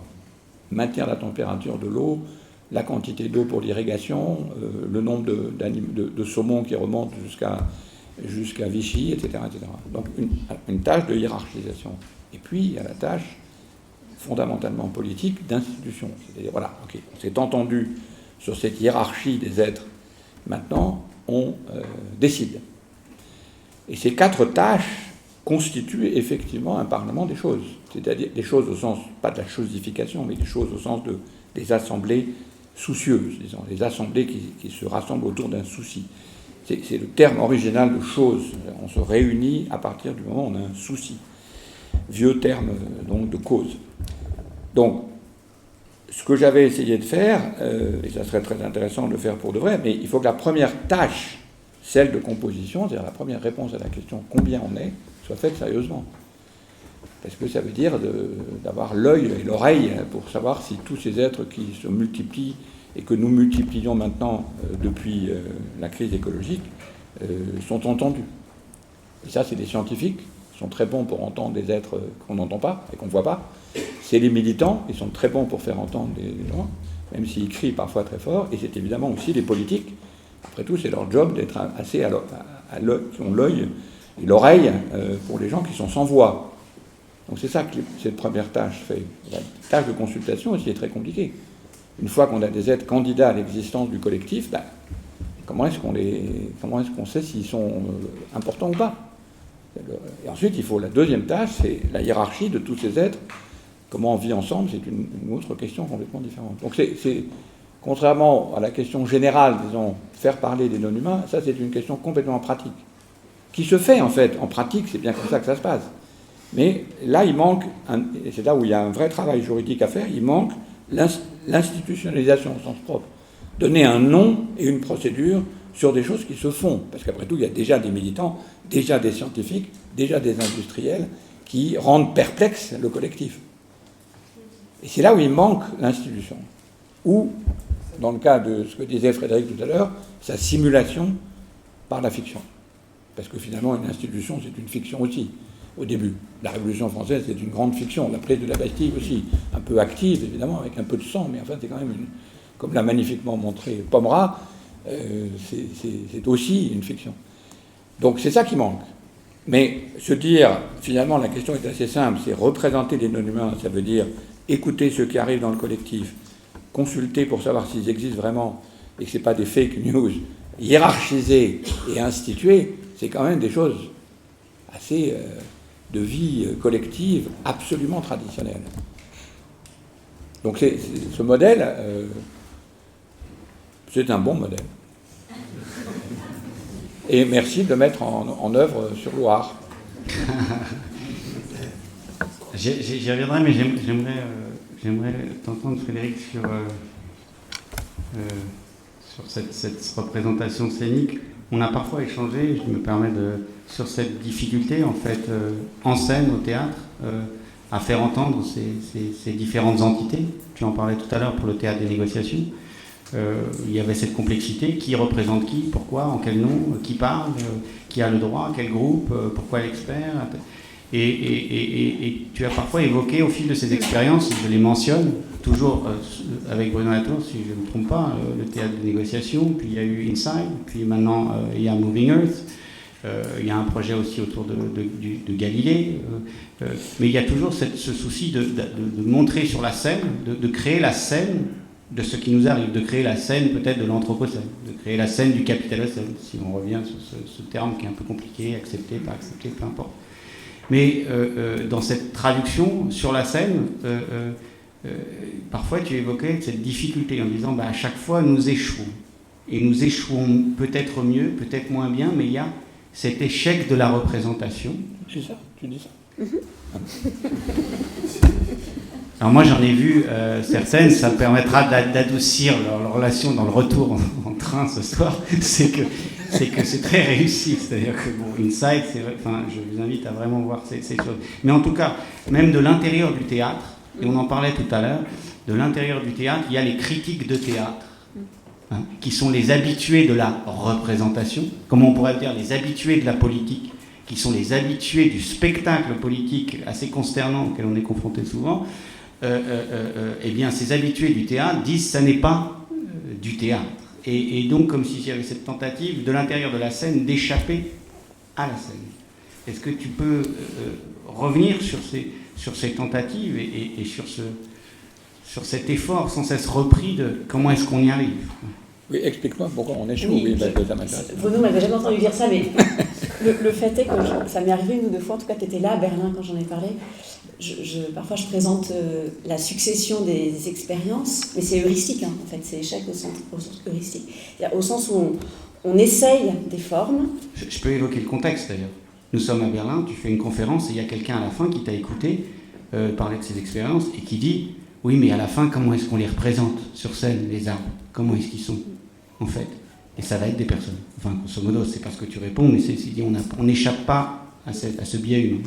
Non, mais la question doit être posée par rapport au lieu où ça se passe, et le théâtre tel qu'on le vit et qu'on l'expérimente depuis à peu près 4 ou 5 siècles en Occident, en tout cas, c'est un lieu d'humain. Le théâtre a été... Voilà, le théâtre, c'est le lieu où des corps et des voix humaines parlent beaucoup, en priorité, de choses humaines, de passions humaines, d'institutions, d'histoires humaines. Et le fait de travailler dans ce cadre-là suppose effectivement de passer beaucoup par les humains. Et c'est vrai que quand on a commencé à travailler avec Bruno et toute la troupe il y a 10-12 ans maintenant, on avait voulu mettre en scène cette question de Gaïa à l'époque où le climato-scepticisme était très fort. Et donc voilà, on s'était dit on va d'abord faire une pièce de théâtre pour humain et non humain. On va mettre en scène Gaïa. Ça voulait dire quoi? Ça voulait dire brusquement essayer d'utiliser les moyens du théâtre pour donner à voir, c'est toujours la même question en fait, donner à voir cette entité dont on fait partie, et qui en même temps, à l'époque, on venait de lire Stengers, elle faisait intrusion. En 2009, dans le livre d'Isabelle Stengers. Gaïa fait intrusion. Ça veut dire quoi? Gaïa fait intrusion sur scène. Gaïa entre en scène. Donc on l'avait fait de façon très simpliste, en fait, mais c'est l'intérêt du théâtre de faire les choses très simples. On avait fait une énorme marionnette suspendue par des ballons d'hélium qui flottaient au-dessus de nous. Voilà, c'était la représentation un peu simple des modèles climatiques aussi, de cet effet d'action-réaction, des boucles de rétroaction. Pourquoi je dis que c'était des échecs? Parce que évidemment qu'il y a des limites dans cette représentation de Gaïa. Et la façon... moi, ce qui me passionne dans cette façon de travailler avec Bruno depuis 10 ans, c'est qu'on cherche des formes, on approche des formes. Donc le spectacle avec marionnette géante, c'est une forme, c'est la question de la modélisation sur scène. Ensuite, il y a le théâtre des négociations, où là, c'est encore une autre forme. C'est de la politique fiction, de même qu'aujourd'hui, on fait de la fiction institutionnelle, comme tu dis, ou de l'institution potentielle. Et puis ensuite, il y a les conférences de Bruno, qui sont performés comme Inside et Moving Earth, où là on essaye encore d'autres formes. Et là il ne s'agit plus du tout de mettre Gaïa sur scène, c'est plus la question, c'est plutôt de pousser un peu la forme conférence pour qu'elle nous fasse sentir, de faire des expériences visuelles du type Terraforma par exemple. Inside c'est un jeu avec nos expériences visuelles. Donc, si tu veux, si vous voulez, chacune de ces formes a ses limites. Et je continue à penser qu'on a obligé de les développer. Voilà. Mais ce que je voulais dire par rapport au théâtre des négociations, moi, ce qui m'avait frappé, c'est qu'il y a à nouveau, il y a bien sûr les limites dont on a parlé de ces mandants et de ces représentants, et en même temps, il y a une force performative de tous ces jeux. Là, ce qu'on est en train de faire, c'est qu'on joue, on fait un peu semblant, et en jouant, on le fait quand même. On le fait pour de vrai. On ne parle que de choses absolument urgentes, importantes, vraies, de questions politiques, avec les données que vous, la Commission, vous avez réunies. Et donc, voilà, ce qui est absolument fascinant dans toutes ces fictions-là, qui sont des fictions théâtrales, politiques, c'est qu'elles instituent déjà quelque chose. Elles performent, elles font advenir quelque chose. Et c'est en cela, bien sûr, qu'elles ne sont pas échecs. C'est important parce que c'est directement en lien avec ce que vous faites. C'est qu'au moment présent, il n'y a que les fictions pour avancer. Parce qu'il faut quand même rappeler le contexte général. Il n'y a pas d'expérience que les humains aient eue d'une transformation type anthropocène. Les humains, à part ceux qui... la très haute préhistoire, l'Holocène, la partie civilisée des 12 000 dernières années, ils sont quand même dans une situation où ils ont transformé leur environnement, mais ils n'ont pas agi sur la Terre. Et la Terre n'a pas réagi à ce qu'ils faisaient. Donc, il y a aussi un vrai problème, tout simplement très simple, de constitution affective, émotionnelle et intellectuelle d'une situation qui ne s'est présentée à personne avant. Nous sommes les premiers à 9 milliards qui avons... Alors évidemment, les autres civilisations ont inventé des tas de formes de survie, mais pas à 9 milliards. Donc c'est la première fois que ce problème se pose. Il n'y a pas de précédent. Et l'angoisse générale et la brutalisation de la politique, elle est aussi due à ça. Donc il faut plonger dans les réserves de l'écologie, plonger dans les réserves du droit, de la philosophie, etc. Mais la situation, elle est nouvelle. Donc c'est ce que dit Frédéric, et l'expérience effectivement de nos échecs réussites, c'est que c'est la fiction qui va plus loin pour le moment que tout le reste, parce qu'il faut inventer. De même, la Révolution aussi a inventé, mais la Révolution, il a inventé un truc simple, c'est la représentation des humains. C'était magnifique, mais disons, par rapport à la question que nous avons d'une terre qui réagit à nos actions, c'est un problème local, disons. Là, nous, on a un problème, comme le dit Chakrabarty, planétaire. Et on ne peut pas faire rentrer le planétaire dans les expériences de simples humains dans la nature, disons. C'est une nouveauté. Il ne faut jamais oublier ça, c'est une nouveauté. Donc c'est pas étonnant que les gens soient perdus. C'est pas étonnant. C'est le troisième thème.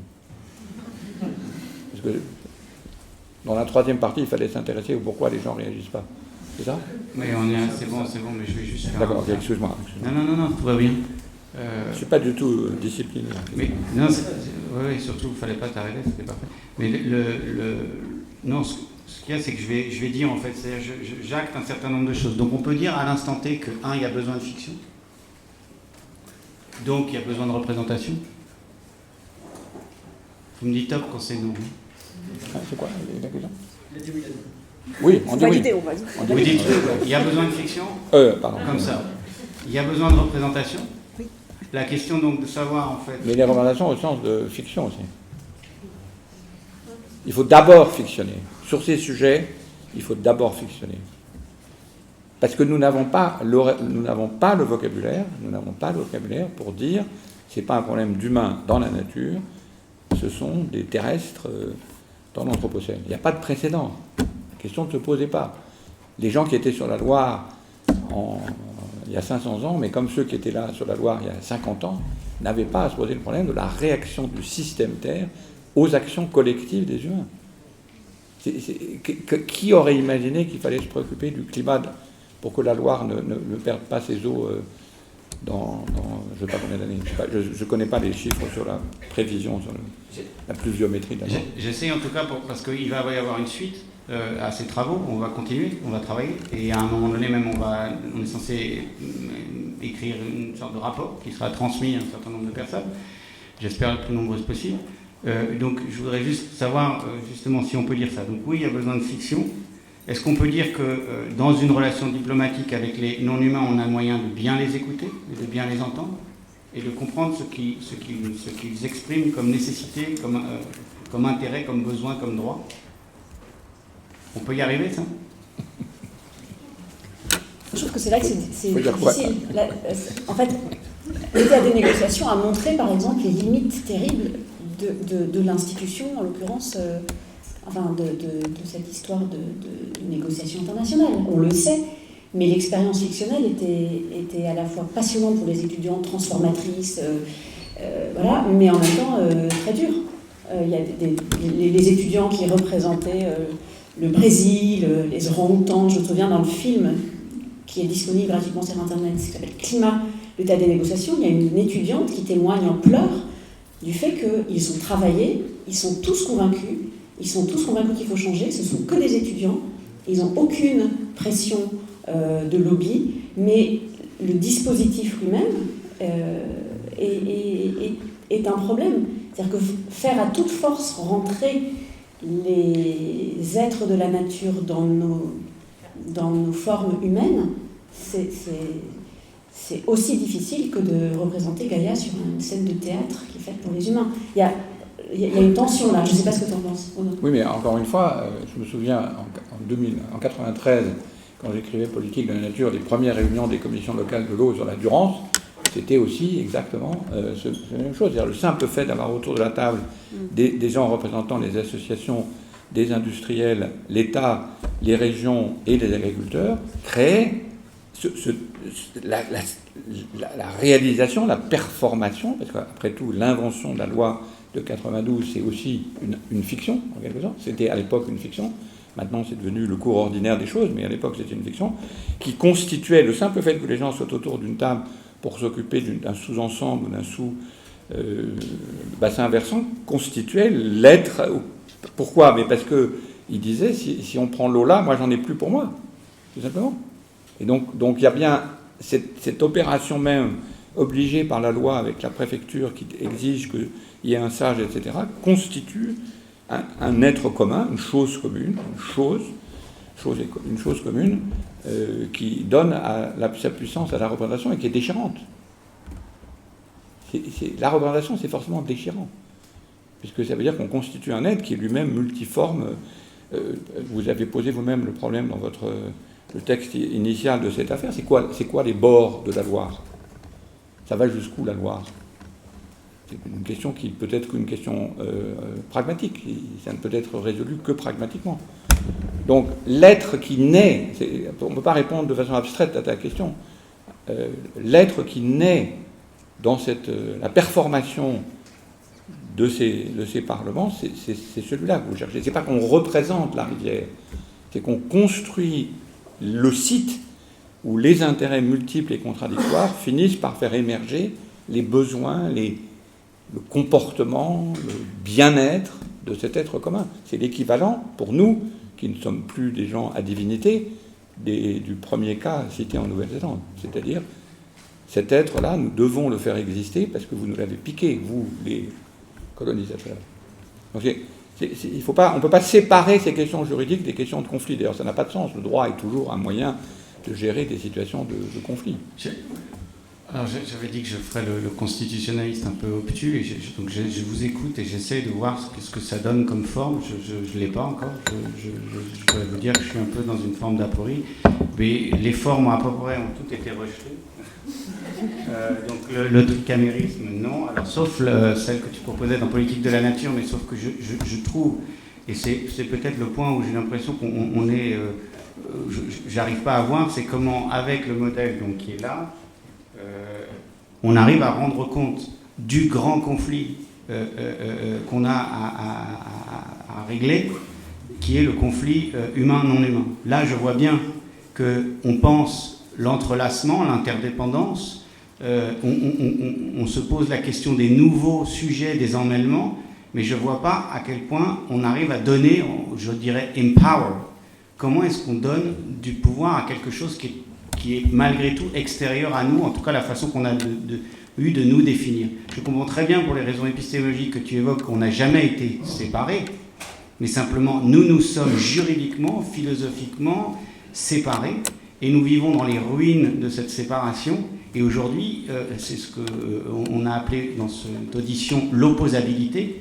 On en est au point où on se demande comment est-ce qu'on donne, j'ai dit empower, mais j'ai dit des droits, j'ai dit de l'opposabilité pour que ça lutte, pour que ça cogne.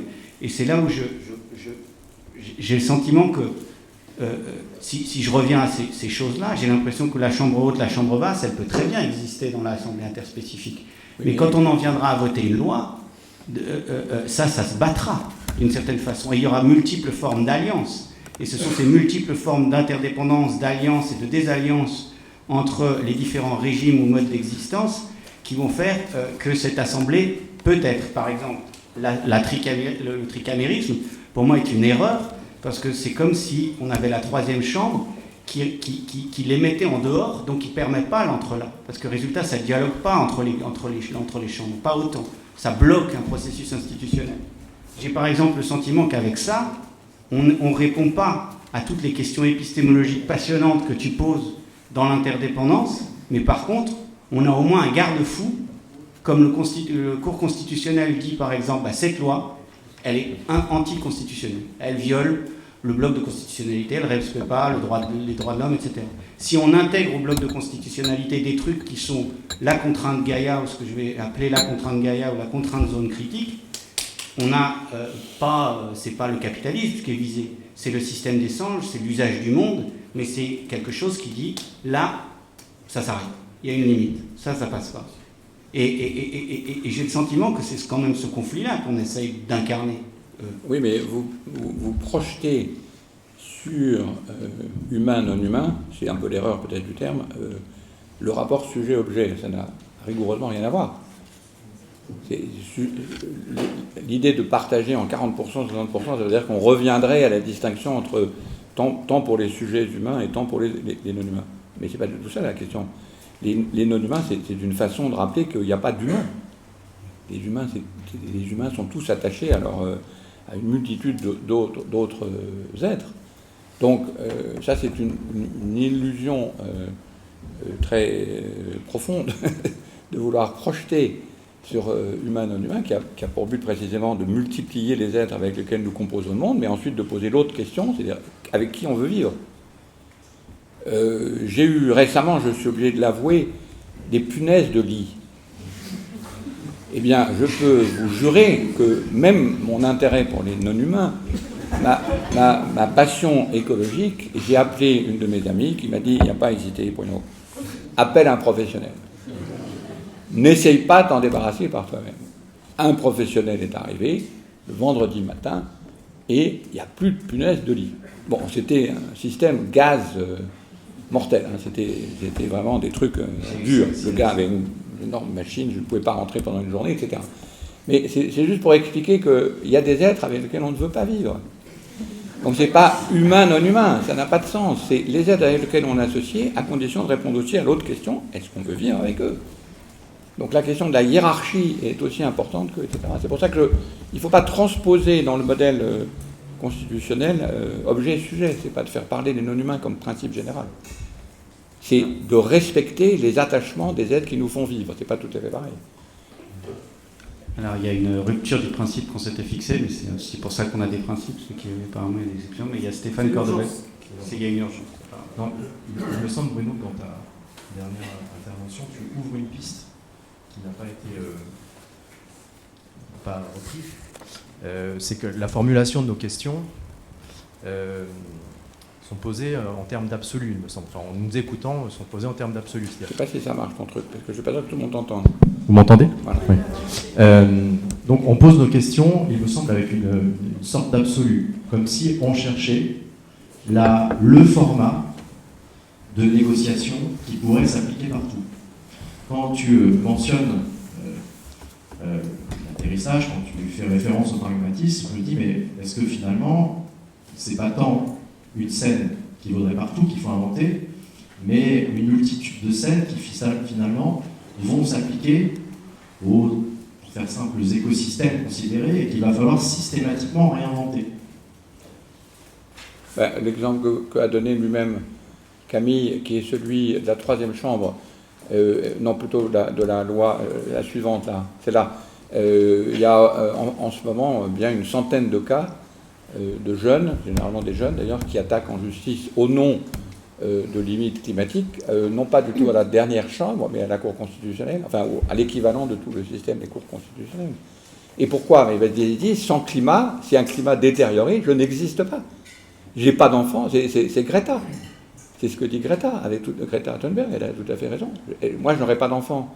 Donc, est-ce que c'est égoïste? Ben oui, c'est égoïste, parce qu'elle ne parle pas d'elle, elle parle d'elle et des conditions d'existence pratiques qui sont qu'une enfant, ben, elle exagère peut-être, parce qu'en Suède, il faut le savoir, on l'a appris récemment, le grand chimiste Arrhenius était assez content du réchauffement climatique qu'il a calculé en 1880.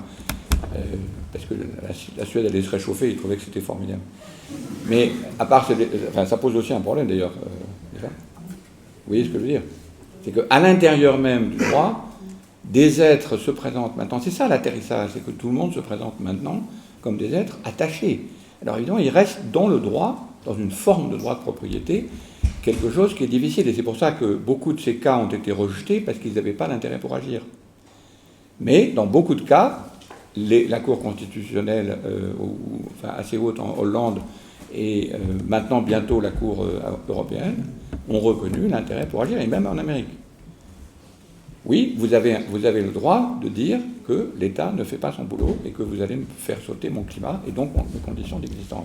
Donc c'est pas, est-ce que quand elle parle, elle représente le climat, elle représente elle, auquel la question d'existence liée à la question climatique est attachée. Oui.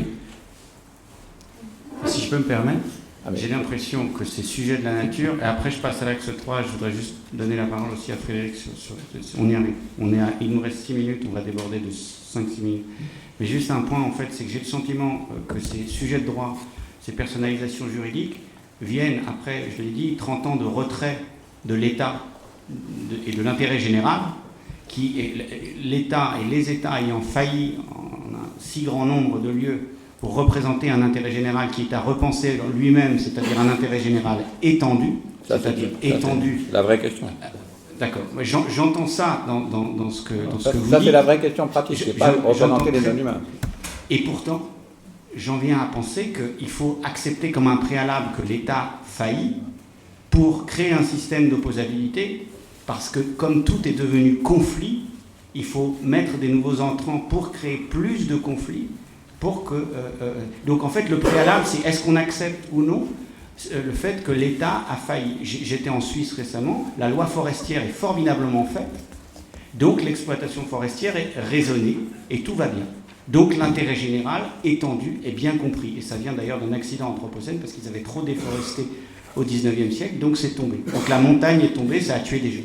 Donc ils ont passé cette loi. Cette loi est intelligente, elle est bien faite, l'intérêt général est représenté, il est étendu, ça marche. C'est amusant d'un gars qui nous a dit qu'il n'aimait pas la social-démocratie, qui fait l'éloge de la politique suisse,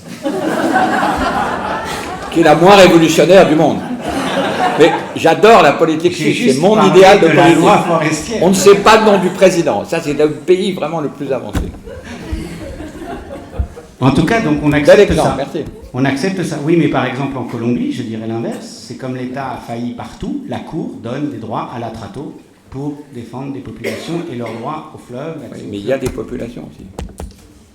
C'est la rivière plus la population, il ne faut jamais l'oublier. C'est pas la rivière, c'est la rivière, une population qui se défend contre des colonisateurs. Ok, donc là, ça c'est clair. Oui.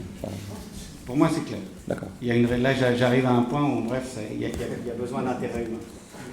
Sinon, donc je voudrais, pour quand même finir ce programme, juste vous demander pourquoi on n'arrive pas à changer, et pourquoi on s'en tient à ces fictions. Je vais en évoquer deux, je pense que ce serait plutôt sur la troisième, où Frédéric, que j'aimerais t'entendre, sur ce moment où ça s'est mis à mécaniser, à couper. Frédéric est historienne, oui. Alors, elle en connaît un bout là-dessus. Donc justement, alors je vous dis, on découvre cette slide avec vous, on ne va pas s'étendre parce qu'on y reviendra sur la une, c'est cet obstacle, c'est cette peur, cette manière humaine de toujours vouloir se défendre, donc depuis le néolithique, on crée des réserves et on s'enferme, et donc tous les systèmes sont créés pour mettre à distance ce monde dont nous sommes pourtant interdépendants, enfin beaucoup de systèmes du pouvoir en tout cas, notamment vis-à-vis des risques de crue. Ici là on vient de voir encore les digues ce matin. L'obstacle 2 qui est un obstacle qu'on avait évoqué en commission, qui est très très datard, qui est très... on n'arrive pas à s'en sortir, c'est-à-dire que toutes les logiques de développement sont encore indexées sur du bâti, sur de la construction, avec cette notion de progrès en toile de fond. Et le troisième obstacle, sur lequel j'aimerais beaucoup aussi que tu nous dises ce à quoi tu travailles pour être très concret, que ce ne soit pas trop abstrait, ce livre notamment en cours, ce moment peut-être du XVIe, XVIIe siècle dont on a pu parler, et comment ça a eu lieu, cette coupure, ce moment alors que j'ai appelé à tort chosification, mais objectivation. C'est difficile de résumer un travail qui n'est pas du tout fini, mais je peux parler de ce qui a beaucoup été écrit sur le XVIIe siècle. Vous connaissez tous l'histoire. C'est l'histoire du moment où on commence à représenter le globe comme une planète, où on commence à représenter la nature. C'est la grande histoire du concept de nature. C'est le moment où on commence à...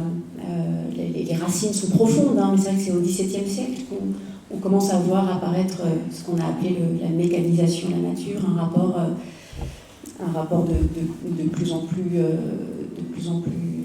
utilisateur, enfin, de la nature. Donc c'est des choses qu'on connaît bien, mais c'est peut-être une chose que je peux raconter, c'est en relisant Descartes, par exemple. Descartes, on sait bien on le prend toujours comme la personne sur qui il faut taper. C'est celui qui a transformé les animaux en animaux-machines, etc. Mais ce qui est assez fascinant, c'est de voir que quand on lit Descartes, il était, lui, entre les deux. C'est-à-dire que quand il parlait de machine, c'était machine au sens ancien théologique. Là, c'est la machine du monde, c'est la machine de la terre. Et c'est plutôt les gens après Descartes qui... Il y a toujours cet effet un peu de décalage. En tout cas, lui, il a fait partie de ceux qui nous ont aidés à penser une nature à notre service, une nature qu'on peut... Par un grand roman. Un grand roman. Oui, c'est un grand roman. C'est lui-même. Évidemment, c'est ça qui est intéressant. Oui, merci de le rappeler, Bruno. C'est une mise en scène et un grand roman qui était le monde de Descartes. On imagine qu'on est à l'extérieur du monde, on le reconstruit complètement et on le recompose selon une scénographie qui est la scénographie de la matière étendue. Et en fait, tout le travail qu'on essaye de faire, mais on est nombreux à le faire, c'est d'essayer de dire mais comment on raconte autrement ce roman du monde, comment on décrit l'espace autour de nous, non plus comme un espace étendu, mais comme un espace constamment créé par les vivants. C'est cette espèce de retournement qu'on est en train d'accomplir en philosophie, en art, en cinéma. On est en train de réanimer tout ce qui avait été désanimé. Ce qui est très frappant, c'est de voir que c'est un problème très occidental. C'est que les autres... c'est d'où l'importance de l'anthropologie aujourd'hui. Beaucoup d'autres pensées n'ont pas eu cet effet comme ça de réification, réanimation, n'ont pas eu besoin de passer par cette constitution des modernes que tu cites. On réapprend très lentement, très laborieusement les savoirs indigènes, le rapport aux plantes, des choses qui sont très très évidentes et qui commencent à ressortir comme si on avait... Ce qui est fascinant, c'est comment on a pu oublier, pour revenir au début de la conversation, comment on a pu à ce point-là croire que la Loire n'était pas un acteur, comment on a pu être aveuglé si longtemps. C'est ça, je crois, qui nous revient et qui nous surprend. C'est l'inanimisme qui est le problème, pas l'animisme. L'inanimisme, c'est une très... Et en plus, personne ne peut être inanimiste. Aucun scientifique n'a jamais été inanimiste. Ils font forcément vivre et agir les êtres dont ils parlent. C'est la définition même d'un romancier ou d'un scientifique. C'est un discours public qui n'a pas de réalité. C'est pour ça qu'on n'a jamais été moderne. Ça n'a pas de réalité expérientielle. On ne peut pas trouver un inanimiste vrai, en vrai. Ça n'existe pas. Si, pardon, j'ai quelques collègues philosophes qui pourraient jouer. Ils jouent tellement à l'inanimiste qu'ils finissent par ressembler. Mais c'est discutable. Même Churchland, je pense. Non, il y en a. Je suis à 1h32. Ah, c'était notre promesse. Donc il y a de tenir aussi En plus, il y a des gens sur chaise et des gens sur le temps. bûche inégalement traités. Sachez simplement que sur cette décision néo-zélandaise, j'ai lu le terme de animisme légal ou animisme encodé en droit moderne. Donc on reste en tout cas en suspens sur ce suspense de quelle forme ça va prendre. Mais en tout cas, il me semble qu'on a un peu validé cette approche de ça. Il y a une demi-heure où on respire, j'espère qu'on prend l'air sans trop de pluie. J'espère que vous n'étiez pas trop mal assis. Voilà, et on se retrouve dans une demi-heure, dans 20 minutes, avec Virginie Cernat et Bruno Marmiroli, où on va s'approcher beaucoup plus de notre sujet, de notre objet.